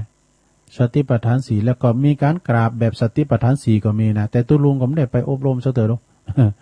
เดี๋ยวนี้เปิ้นอบรมกันอยู่นะสถานะเปิ้นอบรมกันอยู่เนี่ยมี1กาย2เวทนา3จิต4ธรรมกายเวทนาจิตธรรมนะติดังโทโลกนะขนาดฝรั่งมั่งค่าพยามาปฏิบัติธรรมที่วัดพระธาตุเจ้าสลีจอมตองเนี่ยนะโดยบารมีอันยิ่งใหญ่ในเมตตาธรรมหลวงปู่เขาเนี่ยกายก็คือรูปกายนั่นเนาะนะกายก็คือรูปร่างกายเวทนาก็ความทุกข์ความสุขความทุกข์ความบ่สุขบ่ทุกข์ภาวะอยู่เฉยๆจิตนี่ก็คือจิตนึกคิดมีจิตสำนึกมีจิตนะคือความปรุงแต่งจากการคิดนึกเนี่ยธรรมนี่ก็คือสภาวะต่างหลายที่มีอยู่เกิดขึ้นตั้งอยู่แล้วก็ดับไป หรือว่าเป็นวันนิวรณ์นิวรณ์ธรรมมี5อย่าง อันนี้ก็เป็นหนังสือของปอาจารย์ปนันสุนทรบุญยสิงห์ มาเราสู่จู้กันฟังพี่น้องสนาญาโยมทั้งหลายก็จะไม่ได้ลืมเนอะสนาวันนี้ก็เป็นวันพระวันศีลนะวันอัฐมีบูชาครูบาอาจารย์เปิ้นก็มาเล่าหือศรัทธาได้ฟังกันมาเล่าเกี่ยวกับว่าแต่ว่านี่เรามาฟังอาจารย์ท่านพระครูธนอัตเนี่ยเปิ้นเตดเจ้าตุลุงก็เลยเปิดเพลงให้ฟังเนาะโซนไต่เดี๋ยวมันได้ยินแล้วเนาะไก่น้อยดาวีไก่น้อยนะดาวีไก่น้อยตัวเช็คระบบเดี๋ยวนี้ยังดังเดี๋ยวนะเช็คตังวอนะตังโซนไต่เนี่ยแม่เพนโทรมาจ้าเนี่ยบัดได้ยินนะตุลุงก็ฟังตังงานเพกะไฟหินหรือว่าแดนดินถิ่นล้านนา103ก็เปิ้นอู่เรื่องกรรมนะสดาญาโยมทั้งหลายอย่างว่าไก่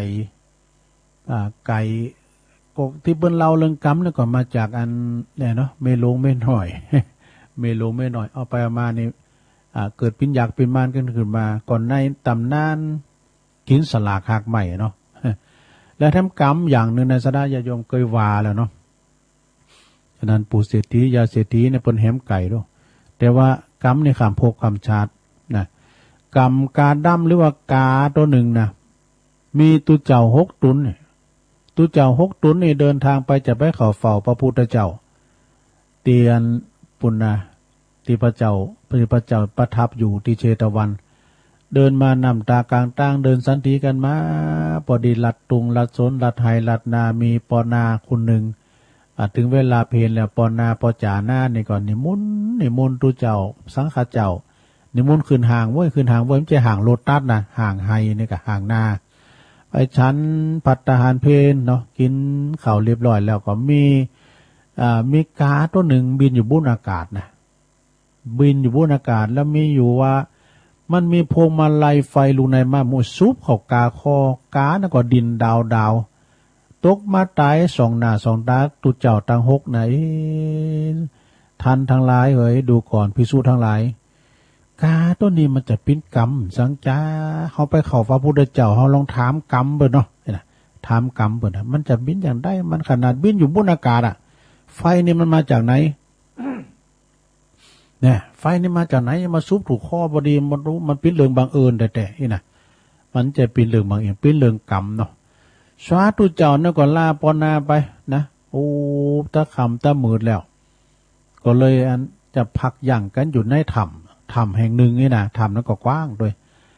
แล้วก็พอออกสถานตั้งหลายเปิ่นหันว่าอันถ้ำนั้นมันอันตรายนะสาธุเจ้าครูบาสังฆะไปพักไกลๆในหมู่บ้านให้หน่อยนี้นะอยู่โหบ้านว่าพวกเจ้าจะมาซ่าเขากำไหนนะตัวเจ้าตอนนั้นก็ฟังว่าถ้าพักในถ้ำนี่ติ๊กก็ไผหามก็ตึงฟังศรัทธาของจังจะได้ไปพักได้คืนเมืองคืนมาในปวดลมหินหลวงหลุนทับเลนทับปากถ้ำให้ว่าปุโตตโมสังโฆปอหอปอเฮินกันเจ้าบ้านเจ้าจอมมาช่วยกันปืดสมัยนั้นมันมีรถแมคโครเนาะช่วยกันปืดกันสังกอดดึงแปะมันบ่แปะนี่นะถ้าเป็นเมืองหลีบมันบ่แปะมันถึงเอาไว้นะแต่3 วันก็ได้5 วันก็ได้7 วันสดามหินหลวงก็เลื่อนออกคนเดียวโอ้พอออกไม่ออกศรัทธาเพื่อก็ถาพอตูเจ้าหลังจะเด็ดหลังจะมรณภาพเพื่อฆ่าอีกสาธุเจ้าตั้งโหนั่นก็เตียวขึ้นดอยธรรมมาว่าต้องเป็นบาลองตองแตงพร้อมมาซะนะตาลึกกูโวได้กินข้าวได้กินน้ำเนาะแต่6 วัน 7 วันก็เลยเอาข้าวน้ำมาให้เปิ้นชั้นอิ่มน้ำสำราญตุยมาพร้อมแล้วก็เดินทางไปเฝ้าพระพุทธเจ้าไปเฝ้าพระพุทธเจ้าก็เลยถามกรรมนะกรรมของตัวเก่าและกรรมกาพระพุทธเจ้าก็ว่าทำไมสู้เจ้าเขาทั้งหลายดูก่อนภิกษุทั้งหลายกรรมกล่าวกรรมกาตัวนั้นนะจะเดี่ยวปังหลังนี่ปิ้นว่ามันได้ปิ้นปอจ่าปอนานี่ก็คือปิ้นเจ้านามันไถหน้าเตี้ยๆมันมีการมีงานมันก็ดึงไปไถหน้าเอาควายปูนะไถควายเนาะไถควายแล้วก็เปิ้นก็ไถโตก็ไถเปิ้นจับเวลามอก7 โมง 8 โมงเปิ้นก็พักกินข้าวง่ายดอกควายก็ได้กินหญ้านี้แล้วแกนั้นก็พักเอาไล่เรื่อยๆเฮ้ยขวาเฮ้ยโอ้ผมมันรู้กินหญ้าอยู่ไปเฮ้ยน่ะมันไล่ควายมันหุ้ยดูควายมันร้องเยอะก็ว้า แงะคอยาวเป็นว่าของแงะแงะนะบนที่หานแล้วตัวตอมยันเอ็กอักหานนี่มันห้องดังควายต้นนั้นมันก็หันเปิ้นปดหมดแล้วเนาะเจ้าหมูเจ้าฟูมันก็ได้กินหญ้าหมดแล้วนะแล้วมันก็ไม่ได้ปดเลยโอ้ล่ะควายมากกว่าปดมันโอดบ้าได้ก็มันก็นอนกิ่งเกือกะควายต้นนั้นนะแอกงอนเตฟึ่งเนี่ยฮักเบอร์ปวดโตโหดขึ้นมาโลนายปอจานะปอจาหน้านะไล่กับลุกมันถึงลุกควายนั่นนะมันถึงนอนกิ่งเกือกโตมบกนะมันมีความโกรธะมีความบันดาลโทสะเอาเฟืองว่ะซะได้เอาเฟืองมาล้อมเอามาปกควายปูดนั่นนะปัดกาแฟก่อนใส่ควายนั่นตายไปว่ะอันนี้กรรมของกาน่ะเกิดมาหลายภพหลายชาติเนาะเกิดมาทำชาติได้มาปิ้นกาเนี่ยพอขนาดไฟพวงมาลัยมาลุกที่ไหนมาหมดซุบใส่ข้อกาพอดีมันไม่จะเรื่องบังเอิญนะลงเนอะเป็นเรื่องจริงที่ว่ากรรมเนี่ยมันมีจริงนะยิงทำกับปอกกับแม่เป็นกรรมติดหัวจรวดนะมันมีดอกตีมาตีไปคุณตีถูไฟใหม่มันเป็นกรรมจะได้คุณที่แก้นควันก็คุณที่อย่างก็คุณที่แก้นควันในฐานะเคยอุดแย่นะเนาะ อุดแย่เนี่ยมันมีกรรมเนาะคุณเอาแบบแบ่งกันตายไปอย่างมันตายจะมันพองกับตกน้ำตกน้องสะเนาะทีนี้พวกเจ้าตั้งหลายพระพุทธเจ้าก็ดูก่อนภิกษุทั้งหลายกรรมของพวกเจ้าเนี่ยก็คือสมัยปางหนึ่งจาดหนึ่งนี่ได้ปิ้นจ่าเลี้ยงควายปิ้นละอ่อนเลี้ยงควายตามตุงตามหน้าต่างๆมีอยู่หันวันหนึ่งว่ะละอ่อนเลี้ยงควายตัง7 คุณนี่ก็6 คุณนี่ก็อันไปปัสใส่แมงตะกรวดนี่จะปิ้นคล้ายๆตัวเหี้ยกับอันตัวแล่นเนี่ยนะมันเตียวมาแล้วก็เขาไปหันใส่ละอ่อนนะไล่ติดแมงตะกรวดแมงตะกรวดก็เอาไหนนั้นถ้าคืนก็ไม่ก็ไกลอยู่นอกก็ลูนเข้าหูจะลบเขาหูไว้กับปุถุเขาก็เอาหินโลงมาตืดไว้ก็เดี๋ยวเขาจะขุดขอถึงแต้นมันแรงแล้วเฮ้ยเดี๋ยวเขาควายขอแรงก่อนเนี่ยเดี๋ยวเอาควายขอแรงก่อนปล่อยว่านี่ก่อนเนี่ยเอาหินโลงมาตืดหูไว้กูมันลักนี้ตืดหูมันไว้พวกคนนอกคอยมาขุดอะไรต้งผู้มาในควายมันหูวันนี้มันกินที่นี่แล้วมันหยามันเต้นปุ่งแต่มันก็ไปตนาดที่ได้7 วันนะแต่จะโหนปีกมาที่เดิมนะละอ่อนขึ้นคนหนึ่งเกิดขึ้นมาได้ว่าโอ้เต้กาบ่เฮ้ยวันนั้นเฮาวันตืดแมงนะไปฮะเขาลองไปไขพอแล้ว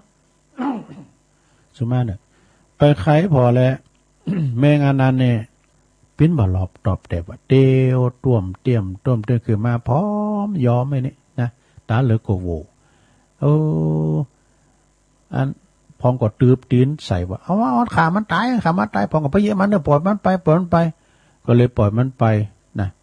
แล้วก็กรรมของตัวเก่าก็เลยมีมาทั้งปางเดี๋ยวนี้ก็ได้มาปิ้นตุดเจ้าโดยการถึงมูแล้วก็ไปอยู่ในถ้ำขนาดว่าเปิ้นว่าออกมานะตู้ไปประโยชน์ได้หันนะไปปุ้นไปอยู่ไกลปุ้นหน่อยมาซ่าเขาจังหันก็ไม่ยอมนะอันนี้ก็คือกรรมมันจะเรื่องบังเอิญนะหลงมันเป็นกรรมนะเราเรื่องกรรมไปแล้วสดาญาโยมทั้งหลายนะแต่เจ้าก็ขออนุโมทนาเจ้าภาพเนอะเจ้าภาพก็มีดังต่อไปนี้นะสดาเนาะขอบคุณตังเฮียตีแม่คำปันจุมาลีเปิ้นอยู่บ้านปากตั้งเจริญวันนั้นตุลุงไปสงเคราะห์นะไปงานข่าวดำเปิ้นก็ฝากห้อมมากันเตดด้วยเนาะกันเตดตุลุงสนันนี่ชัยวัฒนาคาเสโนเดบนหูจักจือเอาแล้วก็อุทิศบุญกุศลให้แก่พ่อแม่ญาติพี่น้องที่ล่วงลับไปนะขอบคุณนะเฮตีเนอะอยู่ปากตั้งเจริญเนาะอันนี้เปิ้นเป็นโยมอุปถัมภ์วัดวาอารามต่างๆที่ไหนไปปรากฏต้านหมดอันนี้ก็หมายมีแล้วก็มีวันนั้นก็มีปออุดมเขาตัวเนี่ยปออุดมเขาปอสะอิ่งเขาเนี่ยวันนั้นไปสันเพนตีบันที่วัดปากตั้งเจริญแม่จันเลื่อนไสเขาเนี่ยแม่คู่เขาทั้งหลายเปิ้นได้ไปเลี้ยงเพนเปิ้นก็มาหับเอาตุลุงเนาะบอกมีหลายตุนอยู่พระครูสัทธิสารคุณพระครูสุเมธธรรมเสวีท่านพระครูกัลยาณปราโมทย์5 ตุน 6 ตุนที่วัดปากตั้งเจริญก็ได้รับเมตตาจากอัน ปีเกสรตาเปงเนอะเป็นอยู่ซ้ายมุนตำบุญแมกา รวมตำบุญมา1 ซองนะแล้วก็ขอบคุณปออายแม่น้อยเนอะปออายแม่น้อยปุ้นเปิ้นอยู่บันไม้สันโป่งแม่ริมบุญนะวันนั้นเปิ้นก็มารวมทำบุญตุลุงก็อันพอดีเอาซองไปหือท่านพระครูวรธรรมนาถวัดน้องเฮงปะพออายเขากะแม่น้อยหีบทองเขานะสันโป่งแม่ริมไปก็ลงฝากซองมาทั้ง1 ซองเนอะการนำกาแฟถือขอบคุณเนอะพออายเนอะพออายแม่แก้วลูนทูบหอมเมื่อมันไปใจเลยนี่ก็หีบทองจะเอาอันเปลี่ยนนามสกุลไปละแล้วก็ขอบคุณทางงานวานี่ไปปะน้ำวานี่ไปหลดน้ำศพหลวงตาอินไปปะใส่ว่าโอ้เมตตาบารมีธรรมอาจารย์ท่านพระมหาวิษณุจารุธรรมโมปนปาสถาตในเมืองมาจัดหลายลำรถตู่เนอะมาส่งน้ำศพอาบน้ำศพหลวงตาอินที่วัดปากตั้งสามัคคีมอญฤาษีเจริญพรขอบคุณตังแม่จันเพนคำโพธาก็ดีแม่ครูยาเขาก็ดีเปิ่นก็ลมทำบุญมาก็มีแม่จันสุดาขันติทรางกูลกันเนาะแม่แล้วก็โยมพิมพินันนี่ก็สิริพัฒนพิพัฒน์สิริพิพัฒน์โยมพันนีจารุพัฒนสิริกุลนะอันนี้ก็1 ซองขอบคุณเนี่ยแล้วก็แม่จันเพ็ญเขาคณะสัตวัดเจริญหอมกันถิดมาทั้ง1 ซองขอบคุณหลายๆเนอะแล้วก็ยังมีแม่เพ็ญขาวเตี้ยอันนี้เป็นกิตติมศักดิ์ กันอันได้ก็ประกาศกำหนดนะแม่เพ็ญนี่ก็ตานไปหาปออุ้ยน้อยปันแม่อุ้ยเงินจีนาอีอีกนายอเนกชัยกาวินก็ตานไปหาปอเปิ้นจือปอสอนชัยกาวินนะแล้วก็มีแถมทันหนึ่งโอ้วันนี้พี่น้องไกลเหมือนกันเปิ้นทำบุญคล้ายวันเกิดนะอุ้ยป่าเปิ้นแม่หลวงเปิ้นโทรมาบอกแล้วก็ตุลุงก็จดไว้อันนี้ก็ทำบุญวันเกิดของน้องนางสาวสินิรันดร์แล้วก็น้องนางสาวอัญญลินเรืองใจนะเปิ้นอยู่บ้านบ่อสร้างบุญนะบ้านบ่อสร้างตำบลต้นเปาอำเภอสันกำแพงบนเนอแฮปปี้เบิร์ธเดย์เนอขอให้น้องทั้ง2 ปีน้องนั้นมีสติปัญญาเรียนหนังสือเก่งๆแล้วก็ขอให้มีอนาคตรุ่งโรจน์แจ่มใสนะได้เป็นใหญ่เป็นโตเป็นแพทย์เป็นหมอเป็นพยาบาลกันไปต่างหน้ากันต่อไปเนาะอันนี้ก็เป็นอันรายชื่อรายนามเจ้าภาพแล้วก็ตึงลงตึงหลายเนาะตึงมดตึงมนตึงลงตึงหลายเนอเอาปอนพร้อมกันเนอสัปปีติโยวิวัจจันตุสัพพะโลโกวินาศตุมาเตภวัตวันตรายโยสุขีติคายุโกภวะอภิวาตานาสีริสานิจังวุธาปัจจายโนจัตตารโอธรรมาวัฏันติอายุวันโนสุขังปะลัง ไปตังพนันพรมแต่เนพิริยะปีน้องปูนสันทรายครองน้อยวันนั้นก็ยังบ่ลืมเลยบรรยากาศที่เปิ้นตอนรับเนาะไปตังแม่จันฟองห้องสิทธิ์เนฟังกันอยู่ก็แม่จันฟองห้องสิทธิ์บ้านป่าแดดนะป่าแดดแม่อายปุ่นเนาะแล้วก็มีตั้งอายุแม่อายพองเนี่ยแล้วก็มีแม่ขันแก้วว่าก็ไดยินมันโทรมาแม่ขันแก้วตั้ง3เขานี่ แม่ต้องป่าแดงเขาด้วยนี่แล้วก็ตั้งไปตั้งแม่อายไปตั้งสันตุนมือเพื่อก็ปลงสีมาเขาก็ดีปเล่งนั้นลงกิติวงศ์ตัวเนอะ แม่บัวพันธ์เขาก็ดีป่ามันนะป่าบุมมันเขาด้วยนะหลายเจ้าก็โทรมาหน้าไม่ขอบคุณประหลวงมงคลมูลชีพตัวเนอพี่น้องบ้านน้องเอิก เป็นไหลหาไหนก็ได้ดูแล้วก็ขอบคุณแม่พันธาวันนะโดยโทรมาก่อนหน้าหลังไม่อาจารย์สุทัศน์กันทวังโอ้แปลงขันน้ำขนุนสินอยู่ตุลุงก็เดี๋ยวก็จะไปวัดอ่ะ เปิดในวันสินดูเจริญพรขอบคุณแม่บุญยงเนอการทวง เปิ้นอยู่ปุ้นสันทรายหนองจอมนะโทรมาก่อนหน้าแม่สีปัญโยตุนพึ่งสารปีโดยแม่เพนขาวเตี้ยตัวแล้วก็แม่ทองสายดอยแก้วล้ำไรพูดจำไม่ได้ ขอบคุณมานาตินีตัวเนอขอตักตายไปตังลายสักหน่อยพนก็มาตังลายก็มีขอบคุณเนอตังไอ้บารมีวังใจชิดนี่ ไอ้บารมีแล้วก็แม่แดงอัมพรด้วยเนอฟังอยู่เนอตุลุงแม่ครูยาด้วยเนอแม่ครูยาจากในเมืองโดยอาจารย์ท่านเมตตาบารมีตามอาจารย์สมเพชรปัญญาโนเนี่ยเปิ้นก็ว่าสุขสันต์วันพฤหัสเนอตุลุงเนอเนี่ยแล้วก็ปีนั้นผลนะสุดบ้านสวนโดยหล่อด้วยขอบคุณเนอแม่เดือนเพ็ญทิมหว่างด้วยร้านพัฒนันร้านพัฒนันนี่ก็อยู่ตั้งปุ้นโยมพัฒนันแท้ตังนะกันเนาะแม่สุทัศน์ดีมูลขอบคุณแม่สุทัศน์เนอแม่ครูทองคำที่วงคำตัวจากเสาหินสีบัวบานบันที่อันปุณณะดอยติปุณณะแล้วก็บริบทอันนี้ตัวฝรั่งด้วยตัวอังกฤษด้วยไม่ลงต้องแปลเด้อต้องแปลตัวลุงแปลให้ฟังนะคุณโยมนวลนิดนะชาวชาติโดยแล้วก็ปรโลงมงคลโดยเนาะปรโลงมงคลได้ยินแล้วคอยโอ้ปอบุญธรรมเด้อเนอปอบุญธรรมจากหมูเปิ้งปอบุญธรรมแล้วก็ตังแม่จิรพันธ์โมป้อจากแม่ขจารปุณเดอร์บันดงโบนะแล้วก็ที่กำลังเข้ามาก็เจ้าที่การวิชาสุจินโนตุปิชาเนาะเจ้าคณะตำบลม่วงน้อยเจ้าวัดป่าตานนะตุปีเขานี่ก็ปีนั้นนี่เนอสระญาโยมทั้งหลายปีนั้นติปนตักมาตังลายขอบคุณเนอกูเสงกูสายติปนโทกันมาก็ดีแล้วก็วันนี้ก็ไปลืมเนอวันนี้เป็นวันเป็นวันศีลวันพระถ้ามีเวลาจะไปวัดไปวาก็ทยอยกันไปนะข่าวบริการเนื้อสระญาโยมทั้งหลายหลวงตาอินเนาะหลวงตาหรือว่าหลวงพ่ออินนี่นะหลวงพ่ออินนี่เปิ้นก็อายุ91พรรษา11เนอลงเนอพรรษา11เปิ้นเป็นพระลูกวัดปักตั้งสามัคคีหรือว่าวัดมอนฤาษีเปิ้นได้มรณภาพลงไปตั้งศพไว้ที่วัดมอนฤาษีเปิ้นจะตั้งไว้3คืนเนาะคืนแล้วนี่คืนนี้แหละมันขึ้นผูกเปิ้นจะประชุมเพลิงวันเสาร์เนี่ยเนอะสระนะวันเสาร์ที่5เนี่ยหลวงตาอินนี่เปิ้นก็ว่า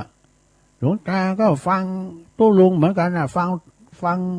รู้เรื่องบ้างไม่รู้เรื่องบ้างเปิ้นเป็นคนเดียวว่าอู่โมนเป็นคนไทยนะตู้ลุงเนี่ยเป็นคนไทย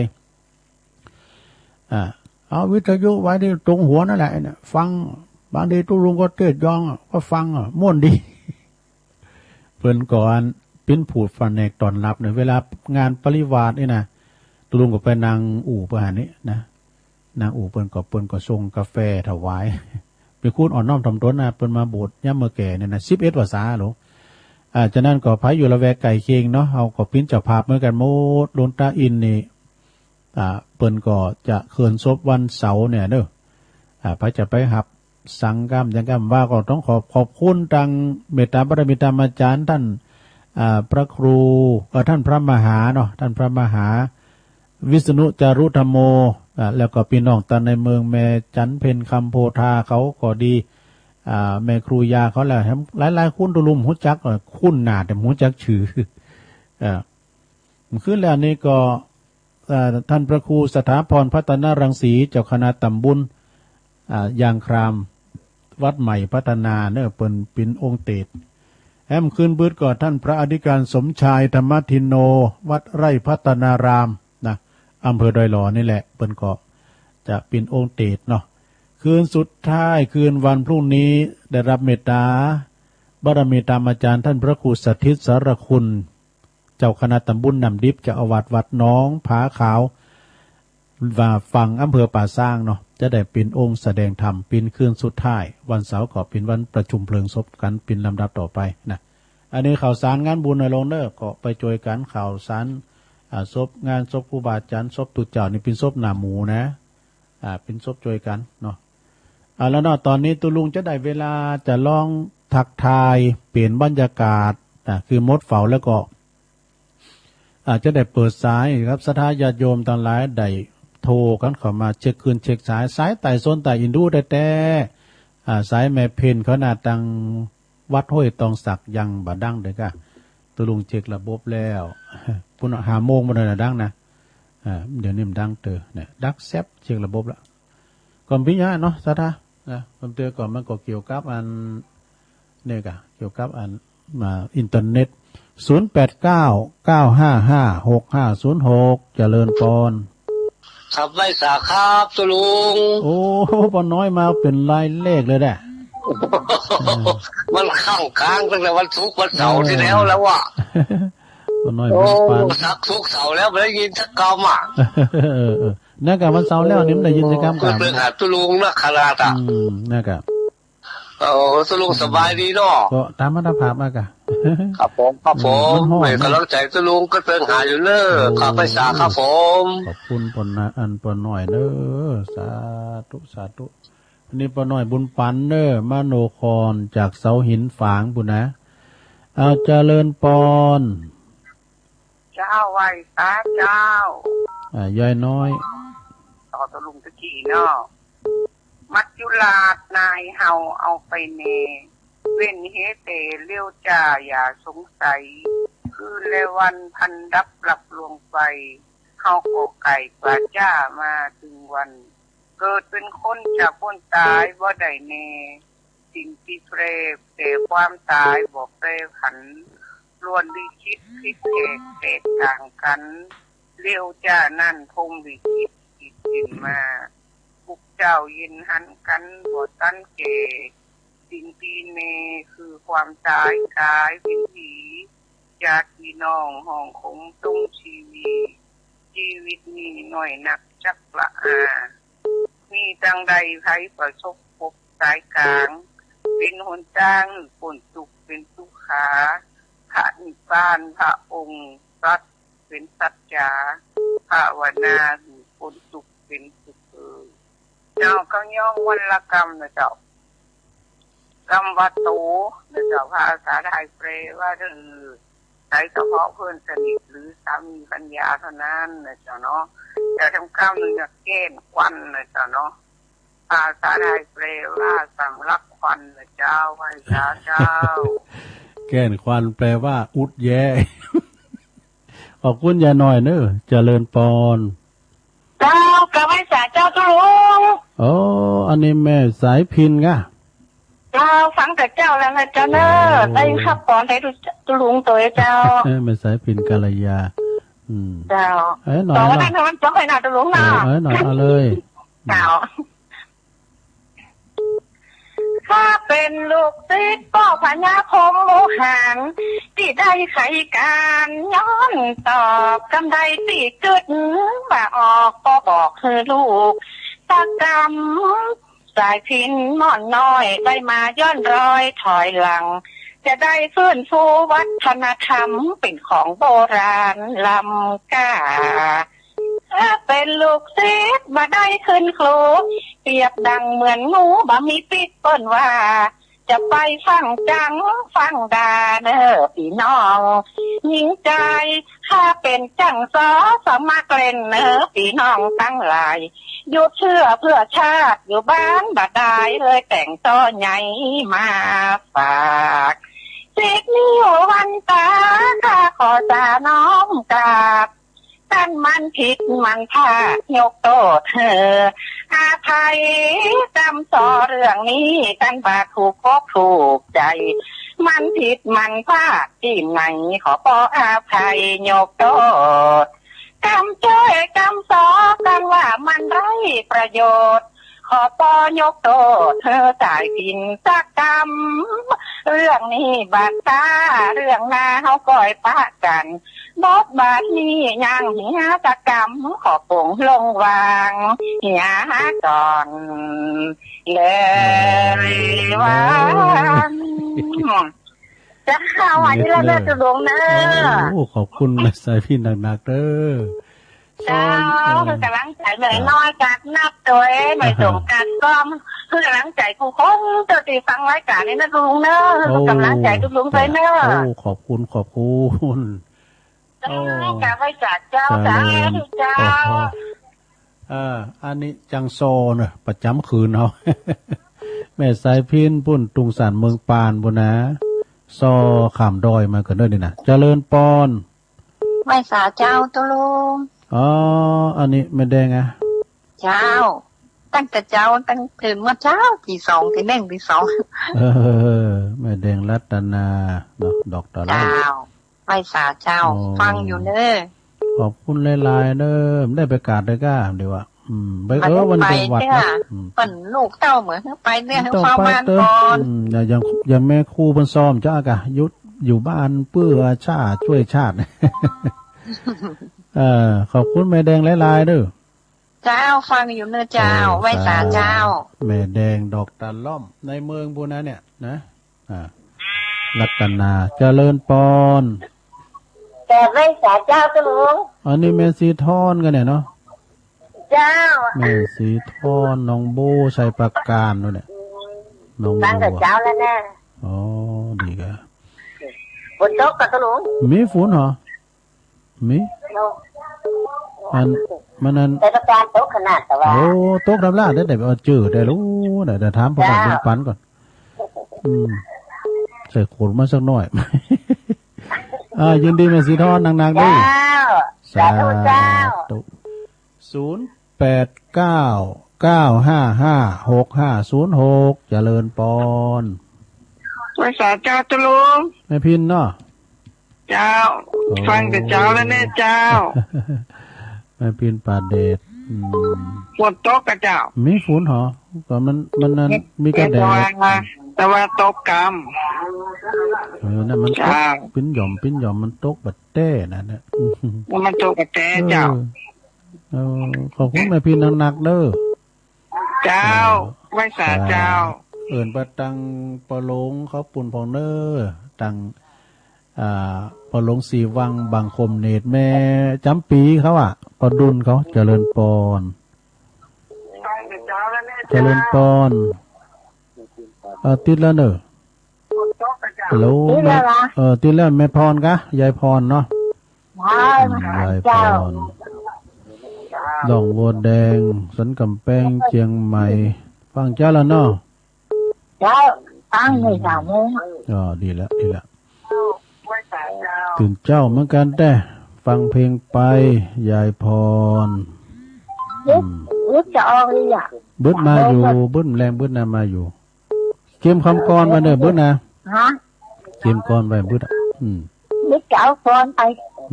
เขียนไว้กันเด้อแต่งจะเน็ตเนี่ยโอ้พยาดีแต่เนี่ยปัญญาเนาะเอาก้อนดอกมันหลายคนเนาะเอาก้อนดอกกุหลาบแดงบ้างกะเด้อดอกเนี้ยสมัยยพรพิสาวอ่ะคุณหมอค่ะเนาะไหลมันวางเนาะมันวางเดี๋ยวมันวางอ่ะปัญญามันก็เขียนมาหรอเขาห้ามก็ได้หรอซอก็ได้เด้อซออ่ะจางซออ่ะซอจางบัดเดียวพี่น้อยเตจาปัจจัยควายนาจะทำปัญหากับปนอันปู่ยังโต้งมันเป็นปู่อสังซอตลุงทองเนี่ยต่อล่อทองล่อที่เขาละลายเนี่ยมัมอยู่ไกลวัดโดอยู่ไกลวัดย้ายเลยไปหอยอ่ะย้ายขับไปหอยอ่ะเรื่องจังหวะเล่นหอยถอนมัมเพิ่นมาเน้นหูป้องกันเดี๋ยวเกมก่อนไว้ก่อนแล้วกันบึดอู่กันยาวหน่อยเริ่มแรงบึดนะเอาตีก่อนเนาะคุณหน่อยสาธุนมัสการเจ้ายายพร0899555606สายต่อไปเวลาตุลุงเบลเลยยังเจริญปอนลุงพ่อบุญมีรักษานี้เขาลองซับขึ้นหน่อยผมว่าเป็นยังไงบ่ได้ยินสักตีบ่ฮู้ว่าพินจะได้บ่เด้อเสียดายแต่ที่ห้องแดนดินกำพ่อบุญมีฟังไหนเดี๋ยวนี้พ่อบุญมีฟังที่ไหนเดี๋ยวนี้ที่ฟังแดนดินเนี่ยแต่แซ่บเนี่ยดักไปล่ะครับมันดอกทันหวยตอนสร้างเนี่ยเช็คระบบแล้วตั้งแต่เจ้ามาแล้วแต่ความยังเปิดนะสัตว์นี้เปิดแล้วมันมี ไผขิกเข้าไปมันได้นะที่ฟังทุลุงอยู่คงว่าเย็นดีเนี่ยเปิดเพลงในจัดโมนแต่ในไผเนี่ยขอฟังเพลงรักพี่คนเดียวน่ะเห็นพี่เห็นใจน้องกอดบอกว่าทุลุงเอาเพลงแล้วมันเสียแล้วเสียปานเปิดลงเลยพุทธสหากันเนาะกลางวันไฟอยู่เลยกลางวันไฟเสียแล้วเสียไปแล้วเสียไปเอาใหม่ดีกว่าลุงถ้าสหาว่ากันเด้อเนาะสาธุเด้อขอบคุณปอบุญมีขอบคุณสาธุลุงเด้อปอบุญมีเนาะเพิ่นอยู่เมืองกลางเนี่ยแม่บุญยงกันนะวงในเพิ่นอยู่สันทรายแม่ย่อยปุ่นน่ะนะน้องจ้อมสุมาตร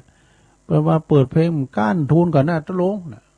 เพียงร่วมสมัยนี่เอานะเอาเพลงเก่าๆนะม่วนดีเจริญปอนเขาให้สาเจ้าก็ลุงแม่ใส่ทองอ่ะแม่ขันแก้วปลาแดงมาหนูแม่อายเจ้าแม่ขันแก้วปลาแดงมาแล้วฟังเจ้าแล้วบ่ฟังเจ้าแล้วเจ้าก็ลุงนึกภาพได้อยู่เนอะนึกภาพได้อยู่เนอะปะกันเดี๋ยว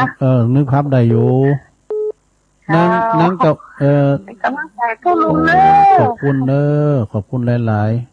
ๆอันนี้ปลาแดดเนาะปลาแดงกับปลาแดดกันเนาะปลาแดง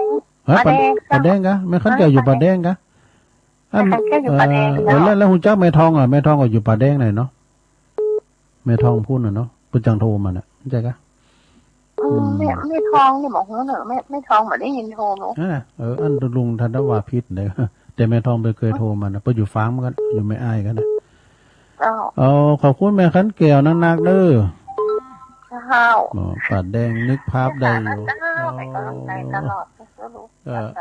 ดีละเจริญปอนขอบคุณเด้อแม่ขันแก้วนึกภาพได้อยู่แม่จันฟองห้องสิทธิ์เนี่ยก็นึกภาพได้อยู่เจริญปอนไว้สาธุโอ้พี่อาจใต้หัวจอมยุทธ2แผ่นดินภาค2นี่ไม่ได้ที่ไปซ้อมม่วนนอนเนี่ยโทษสุดยอดกะอันนี้เปิ้นปิ้นซอนักจังซอประจำคืนเนาะเป็นประจำเลยเนาะกะเขาก็เป็นแนวหาไม่ยาวตายเงี้ยเหรอกะเดี๋ยวมันเอาโทษมันมีซอนะครับไปเชยมันม่วนเนี่ยเนาะเดี๋ยวเขามาคัดเชยกันนี่ก่อนนี้เปิ้นมีเสยแล้วเนาะโทษใส่เหลือการเกาะนั่นน่ะกะหามากันเนาะใช่เพราะการเกาะผามาก็มันโมนิ่มก่อนน่ะจะได้ฟังซอก็ต่อเมื่อว่าเปิ้นเปกเปิ้นปอยอย่างนั้นนำก่อนน่ะเนาะซอกลางผามเนี่ยซอหมุนว่านั้นก็อันเปิ้นซอสมัยมันเก่าอ่ะนะพอแก้วตั้นไหลเขาเนี่ยต่างกันเต็มจันสิงคำเปิ้นซอหับสัญญาจากตุปีเลินบ่กะที่ฝางบ่นะวันนี้แบงค์ใดก็นะเขาถามขายว่าน้ำบ่อหางอ่ะแล้วมันขุดมาสูงก็แต่มันมีรถไปตานั้นตรงนั้นครับขุดมาสูงเบิ่งกันว่าปั้นไปกว่าจะซื้อว่าเอาขุดมาดูเอาไปตกครับฝนตกเมืองฝางนะตุลุงน่ะฝนตกน่ะฝนตกเมืองฝางที่เธอแหนมบ้านเอาแดงปะลึงแต่กะน้ำปิ้งก่อนนะน้ำปิ้งก่อนร้ายมานะเจ้าวันลุงว่าอันไหวจากอุบาสังฆะทุกวัดวาอารามตุลุงลืมไปนี้ลืมสำนักสงฆ์ก็เถอะทุกสำนักสงฆ์เนาะแต่กันเนาะที่สำนักสงฆ์คำไหวจากอุบาอารามสังฆะทุกวัดวาอารามอ่ะก็มีวงเล็บสำนักสงฆ์ด้วยกันเพื่อจะน้อยใจกันอาสล้มที่พักอย่างนั้นเนาะแต่กันเพื่อก็ฟังกันเนาะที่น่าตุลุงเนาะขอบคุณเนอะจอมหยุดเนอะเป็นกำลังใจยื้อไหวสาพี่อายใต้หัวเนอะเนี่ยปุตูใส่เสื้อข้อคำเนี่ยสินตะนิ้วก่อยเนี่ยไอ้จอมหยุดเขาลำจ้างประตูป่าเจริญปอนไหวสาครับน้องเบลน้องเบลฟังกระเจ้าแล้วเนอะตีหนึ่งเกิงแล้วครับตุลุงโอ้ดีกะฟังเพลงตุลุงแล้วก็ฟังมาถึงประเดี๋ยวแล้วเดี๋ยวจะไปกาดแล้วนะครับลุงวัดลุงวัดรู้แล้วกันลุงวัดขัดใจมาเด้อน้องเบลจะไปแล้วฟังตุลุงอยู่ลุงวัดนั่นน่ะน้ำบุญเราขวัญกันตอนที่ผมขึ้นรถไปนี่ก็ยังได้ยินตุลุงอยู่นะนั่นน่ะ ครับเปิดฟังได้แต่เจ้าละครับถ้าเปิดฟังแรงมือกับฟังดูได้ลุงวัดเนอบ่าย3จะได้พอให้กำลังใจตัวลุงนะครับเดี๋ยวไปการแล้วขอบคุณนางเด็กเอินไปตังแม่เหลียวเขาต้นเนอคงเป้าจอมตองปอดถันนัดเขานะแม่โนนเขาเนี่ยแม่บุกรี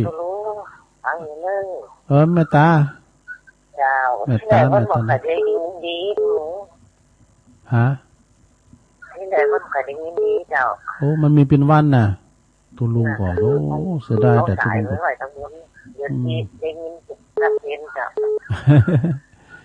พยายามนะแรงมามันบอกใครนี่คืนดีเจ้านะครับแต่มันก็เอ็นดูแต่ไกลแต่เจ้าแต่ว่าฟังมันท่านอาจารย์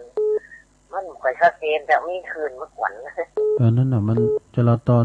จอนอากาศนะเจ้ามันใจฟังมันค่อยมีคืนเจ้ากำลังใจก็ลุงเลยเจ้าขอบคุณแม่ตาเนอะแม่ตาในแก่โฮมเพื่อก็ฟังที่ตามฟังนะแต่เพื่อก็ฟังได้ดีเพราะมันก็แล้วแต่เนาะทุกตัวก็อากาศก็อย่าเจริญปอนเจ้าทงไม่เสียเจ้าแล้วอยู่บ้านนั่นตีแต่ตันไปละแม่ยังอ่ะอยู่ไหนก็แม่อยู่แม่ป้าบ้านไรสายแม่ป้าอ่ะเจ้าแม่ป้าเนาะแม่ป้าบ้านไรสายอำเภอเมทา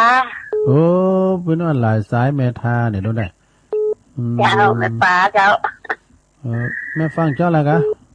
ฟังเจ้าฟังเพลงแล้วโอ้น้ำติ๊กขนาดเลยพยายามกะแจ้ความเปลี่ยนโทรติ๊กเปิ้นโทรเฮาก็ฟังแล้วเนาะติดไผติดมันไปมาถึงติดนะพยายามต้องมีสักวันน่ะแม่ท่าแม่ป้าก็เดี๋ยวก็ปอตู้อยู่โฮมนะนี่เนี่ยปนันค่ำอ่ะนะเปิ้นอยู่ท่าพุทธามหาชัยท่าดอนใจอ่ะท่าดอนใจแต่ปนันเปิ้นมีลูกเป็นตุเจ้าดอกขอบคุณแม่ป้าหลายๆเด้อผู้ฮะลุงนันก็นันปั้นเนาะลุงนันปั้นเปิ้นปิดปอดตุเจ้าเปิ้นปิดอดีตตุลุงเก่าเหมือนกันนะจ้ะเปิ้นเราให้ตุลุงฟังขอบคุณแม่ป้าหลายๆเด้อ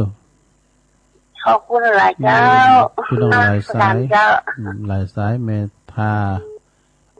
ผู้โทรมาแถมนี่ลายใหม่ด้วย0899556506แม่จันสมเนี่ยอารมณ์ดีแต่เพิ่นนี่ใครโหมาก่อนแล้วอารมณ์ดีมันอารมณ์บ่ดีมันบ่ดีสักอย่างนะบุญนะวิวก็บ่ดีฟังธรรมะแต่เจ้าเปิดตั้งแต่ตี 3ไปอ่ะคือแม่ฟังแม่ก็นอนฟังแม่ก็ฟังอ่ะแม่มานอนเพมาเอามาอยู่แต่เพอ่ะดีแล้วเป็นละม่วนใจดีเลยนั่นน่ะบื้นมาตอนก็จะฟังแถมไม่นอน3 โมงทำบื้นก็มาฟังวันนี้ก็จะไปทำบุญวัดนั้นพระบาทอุดมไปทำบุญบาทอุดมน้ำมันแต่วันนี้เป็นวันงานวันนี้ได้เจ้าวันงานเปิ้นลงน้ำลงน้ำพระธาตุลงน้ำพระธาตุแต่ละแข่งเจ้าแต่กับวันนั้นต้องเพิ่นมาแจกบุญตัวเองอ่ะดีแล้วแต่กับได้ยินพอเพิ่นประกาศอยู่ในลูกของเราประกาศวันนี้วันขอบคุณเด้อแม่จันสมเด้อนมัสการเจ้าสาธุแม่เพิ่นฟังตัวเนาะชุมาเลยปิดไม้ผมเต้นน่ะลงตุลุงจามเนี่ยไปสะดุ้งเยอะเนี่ยพี่เล็กเนี่ยฮะวันนี้เนอไปแอลเนอไปส่งน้ำพระธาตุพระเจ้าละแข่ง28805ว่ามันออก45ผู้ย่ำใจเหรอ0899556506โทรเข้ามาเวลาตุลุงเปล่าวันนี้ถึงได้1เข่าด้วยวันนี้วันศีลแล้วเดี๋ยวก็จะได้ไปไขตูศาลาวิหารปฏิบัติปัดโปกวาดเผียวใส่น้ำดอกถาสถานี้เนาะเดี๋ยวตุนเจ้าตุบี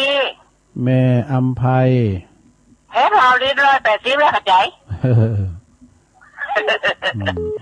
วันนี้งานในห้องประกาศแล้วมาพานอนก็มีแล้วแต่กับพานอนนำเล่าวันนี้เนาะเจ้า แต่ก็หน่อยกูเตอร์นี่ก็แม่เสียวไปเดี๋ยวนั้นเลยไปแล้วรถมันหนักตัวไปเลยเดี๋ยวนี้เราวางกันเดี๋ยวนี้ผมตัววันนั้นไปไปยันดอยสะเก็ดแม่ไหนกันดอยสะเก็ดเนาะไม่ห้อยเงินฟังไปฟังไหนนะเมื่อได้ไม่เกิดว่าตุปีเสียงมันตุปีชาบันปัตตานะดูเมื่อว่าตุปีเป็นเจ้าปัตตานะเมื่อได้ก็เป็นเจ้าปัตตาเนี่ยเจ้าไว้สารนะเจ้าขอบคุณเจ้าแม่อำไพแม่ต่อยเนาะพระบาทขอบคุณเนอเจริญปอนเจ้าไว้สารเจ้าจังได้จ้าเป็นรอเจ้าท่านมันบ่ได้ยินบ่ได้ยินเพราะวันนั้นหวยตองซักบ่ได้ยินเนอะหวยตองซักเป็นช็อตเนอะมันได้ยินโอ้โทรมาไล่ๆกับเจ้าเนี่ยแม่เพิ่นก็โทรมาอันลอยปล่อยขึ้นหน่อยก็ได้อันขึ้นลงลมก็บ่ได้ยินนั่นน่ะเดี๋ยวมีปัญหาหน่อยนะแล้วก็104ก็ได้ยินมันเนี่ยมันแต่ก็เกี่ยวกับอินเทอร์เน็ตเปิ้นน่ะนะแล้วตอนนี้ท่านออกก่ออีกออกอยู่นี่กันเดี๋ยวนี้ออกอยู่นี่กัน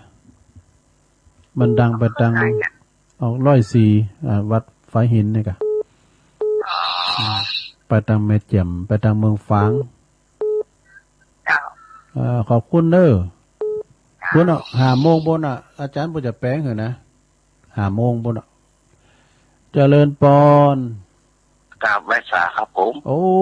หลวงพ่อมาละหลวงพ่อมานิดนะครับมาให้เงินได้ไหมนี่จะแจ้ผมหาการสักคำฟังไปผมตันนะครับนั่นเพื่อคุณครับลงได้เนาะเพื่อผู้แม่พันโทรมาโอ้ผมโทรหาตัวลุงพออยู่วัดศรีสายมูลตนเราจะออกต่างก่อสร้างเนาะแม่น่ะทำบ่สร้างถึงวัดเด็กก่อนถึงวัดค่ำเกือบ3 ทุ่มเกือบ3 ทุ่มฟังตุลุงรอยมาสุดตังอ๋อทางวิทยุเลยเนาะโอกาสหน้านี่มูลเนอะถึง2 ท่านนะถึงอาจารย์ตะครัวพิพัฒน์ขึ้นมาเตียนสำนักสงฆ์ตะกี้อายุคนไทยน้อยใจเนาะทุกวัดวาอารามสำนักสงฆ์ด้วยกันเตอก่อนมันวาสกรรมก่อนพี่ยันแหละรวมกันเป็นเนี่ยว่าเล่นว่าละอายุคนอย่างเงี้ยน่ะคนเป็นคนชอบเป็นคนอารมณ์ที่ดีแล้วม่วนด้วยที่ไอ้ใต้หัวของทุลุงยองเลยนะโตของผมก็โง่เนาะนั่นเนาะเหลืองๆนั่นเนาะคือต้นนี้ปล่อยนี่แหละก็คนมิตรเงี้ยได้กับมันดึงหน้าพอวะอ่ะมันดึงหน้าเกลียดเลยอย่างว่าเล่นไม่ได้นะยูเนอร์พูดใจกันอยู่อ่านทุกอย่างทุกอันมันก็ไปเป็นตามการเวลา91แล้วก็ถึงแก่การมรณะกรรมแล้วเนาะมรณภาพไปแล้วเนาะหลวงพ่อตาอินน่ะตาอินเนี่ยไม่บอกลุงหลวงตาทองอินจักรวโรอ๋อเป็นคน91พรรษา11 พรรษาโอ้ก็ดีครับ80ตะคนยังบวชได้อยู่เนาะเดี๋ยวนี้มัน60ปลายขึ้นไปมันบวชไม่ได้อ่ะมันบวชอย่างตะกอนนี่มันก็ได้อยู่เวลาแล้วแต่ถ้าพวกเราอยู่ถึงอันนี้ถึง91เนาะอาจารย์โอ้ได้กำให้กันแล้วกะพระพุทธเจ้านี่80อ่ะเนาะดีแต่อันนี้ยืนดีแต่เขาว่ามันห่มมันเงาเนาะเย็นซุยๆมันน่าวัดตาดิโมนอนต้องแค่เนอร์มาแอลมาแหวนมาเข้าบ้านโผล่พออารามพอสำนักสงฆ์ด้วยเนอร์ขอบคุณครับผมสวัสดีครับขอบคุณมากหลวงพ่อมานิถาวโรเนอสำนักสงฆ์หอมบุญเปิดกุยตำบลเดียวกันฮะเนาะไม่ห้อยเงินนะเนาะแม่โป่งกันเนาะเจริญปอนใบสาตุลุงต้องได้จ้าแม่ทาที่ใต้ติดเตียงไม่ย่อยถึงสายเจ้าโอ้แม่ทาแม่พากะเจ้าแม่ทาแม่พาก่อแม่ทาเนาะแม่ทาที่อยู่ไม่ย่อยถึงสายเจ้ามื้อนั้นนี่แม่ทาไม่โทรมาเนาะเรามันมาแล้วไม่โทรมันบอกให้ติดแต่ตุลุงมันโทรยากอ่ะก็เป็นบ้านเดียวกับเรื่องแม่สมพัฒน์อ่ะอากะแม่สมพัฒน์กับบ้านเดียวกันเนาะแม่สมพัฒน์โทรมาก่อนวันเนี้ยยังมาแต่เด็กก็ติ้งโทรฮะกะก็เดี๋ยวก็โทรมานี่แม่ทาประเดี๋ยวก็อายุได้จะเป็น80ปลายแล้วนะ83ละ83แล้วอ่ะแม่ทานะเจ้าดูโอ้เมื่อใดมากับบัตรติดเมื่อใดกับบัตรติดวันนี้ได้ก็บอกติดแล้วเหรอดีแล้ว กำลังใจตู้ลุ ขอบ งนะ คุณ เจ้า แม่ทาอุ้ยทาเนอสาธุสาธุ เจ้าใบสาเจ้า เสียงป้อยจะดีเนาะแม่ทาเนี่ยเปิ้นว่าเปิ้นติดเตียงนะเนาะปิญญาเนออยู่ดีมีสุขเนอเป็นกำลังใจให้แม่ทาเนออุ้ยทา83 ปีเจริญปอนราชการครับผม อาจารย์นิพนธ์ อาจารย์นิพนธ์วัดพระธาตุดอยสะเก็ดวันนี้ก็เรียกว่าเป็นประคับนอนักอ่ะอินนักฟ้าข้ามจะแจ๊ะกำครับแค่นี้นะครับนมัสการครับเดี๋ยวมาเรียนการครับมะแรงปากันทำกรรมไวสาอาจารย์นิพนธ์โอ้วันนี้เปิ้นมาโวยไปโวย ก็โทรเข้ามาในสถานกำลังจะได้ซาวเบอร์เนี่ยนะเบอร์ดีซาวแต่พายจ้า0899556506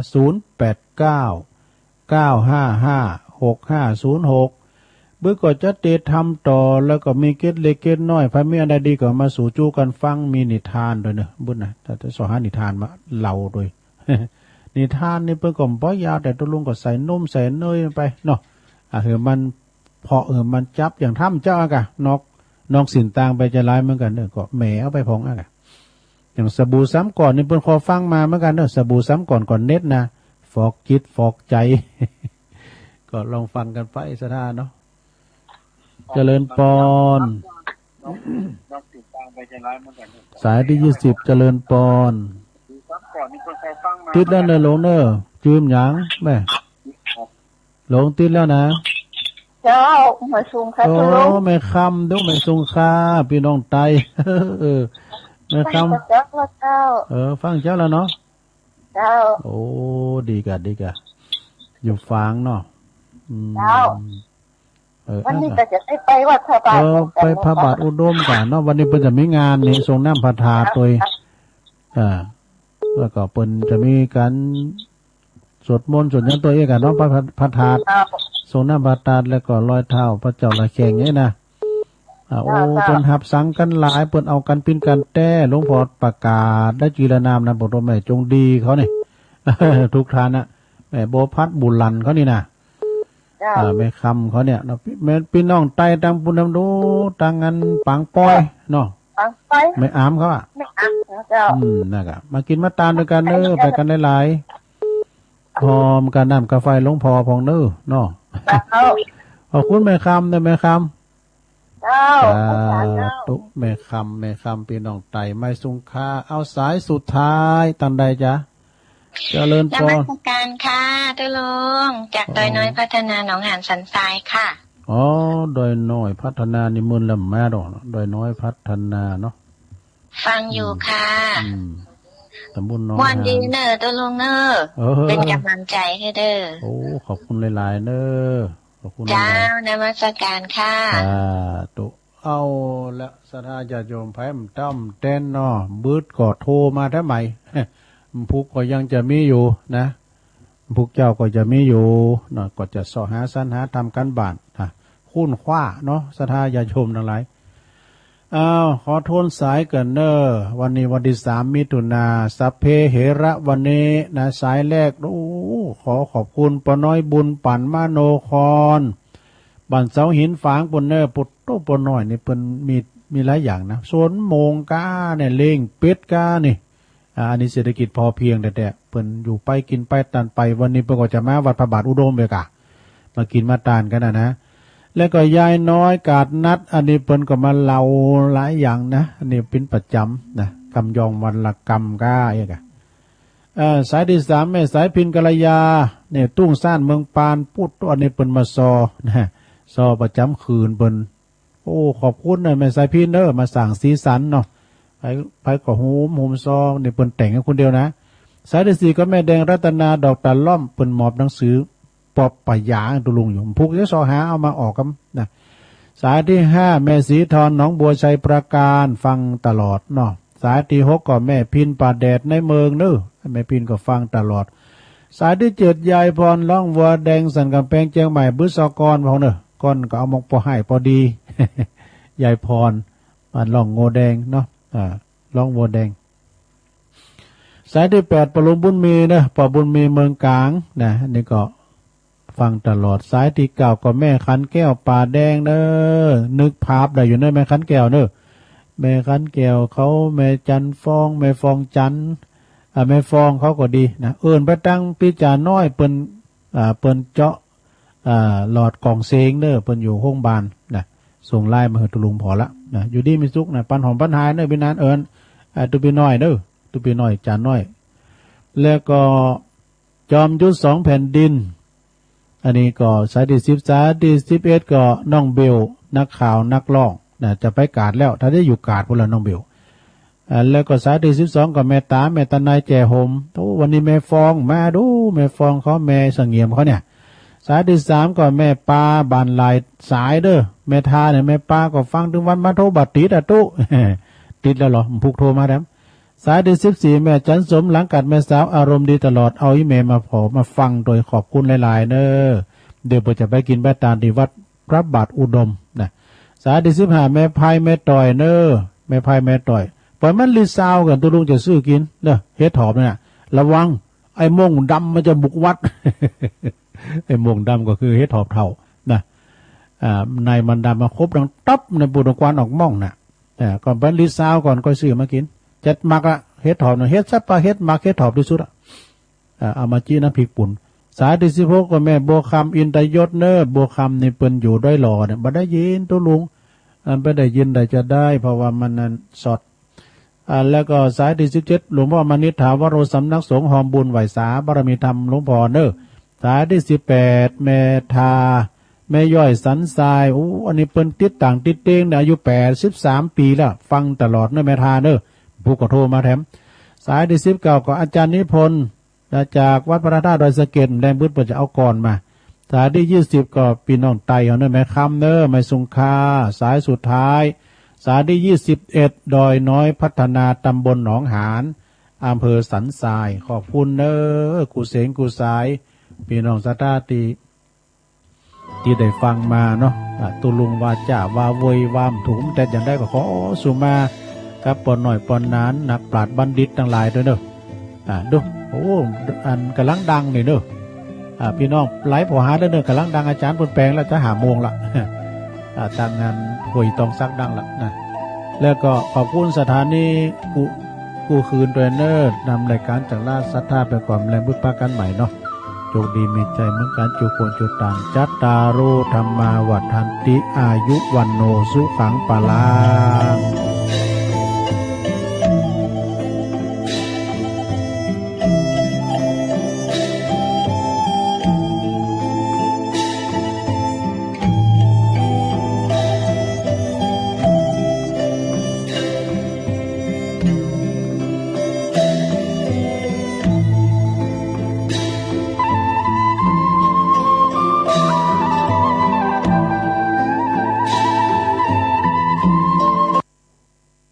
แน่นอนเป็นเส้นทางสร้างสรรค์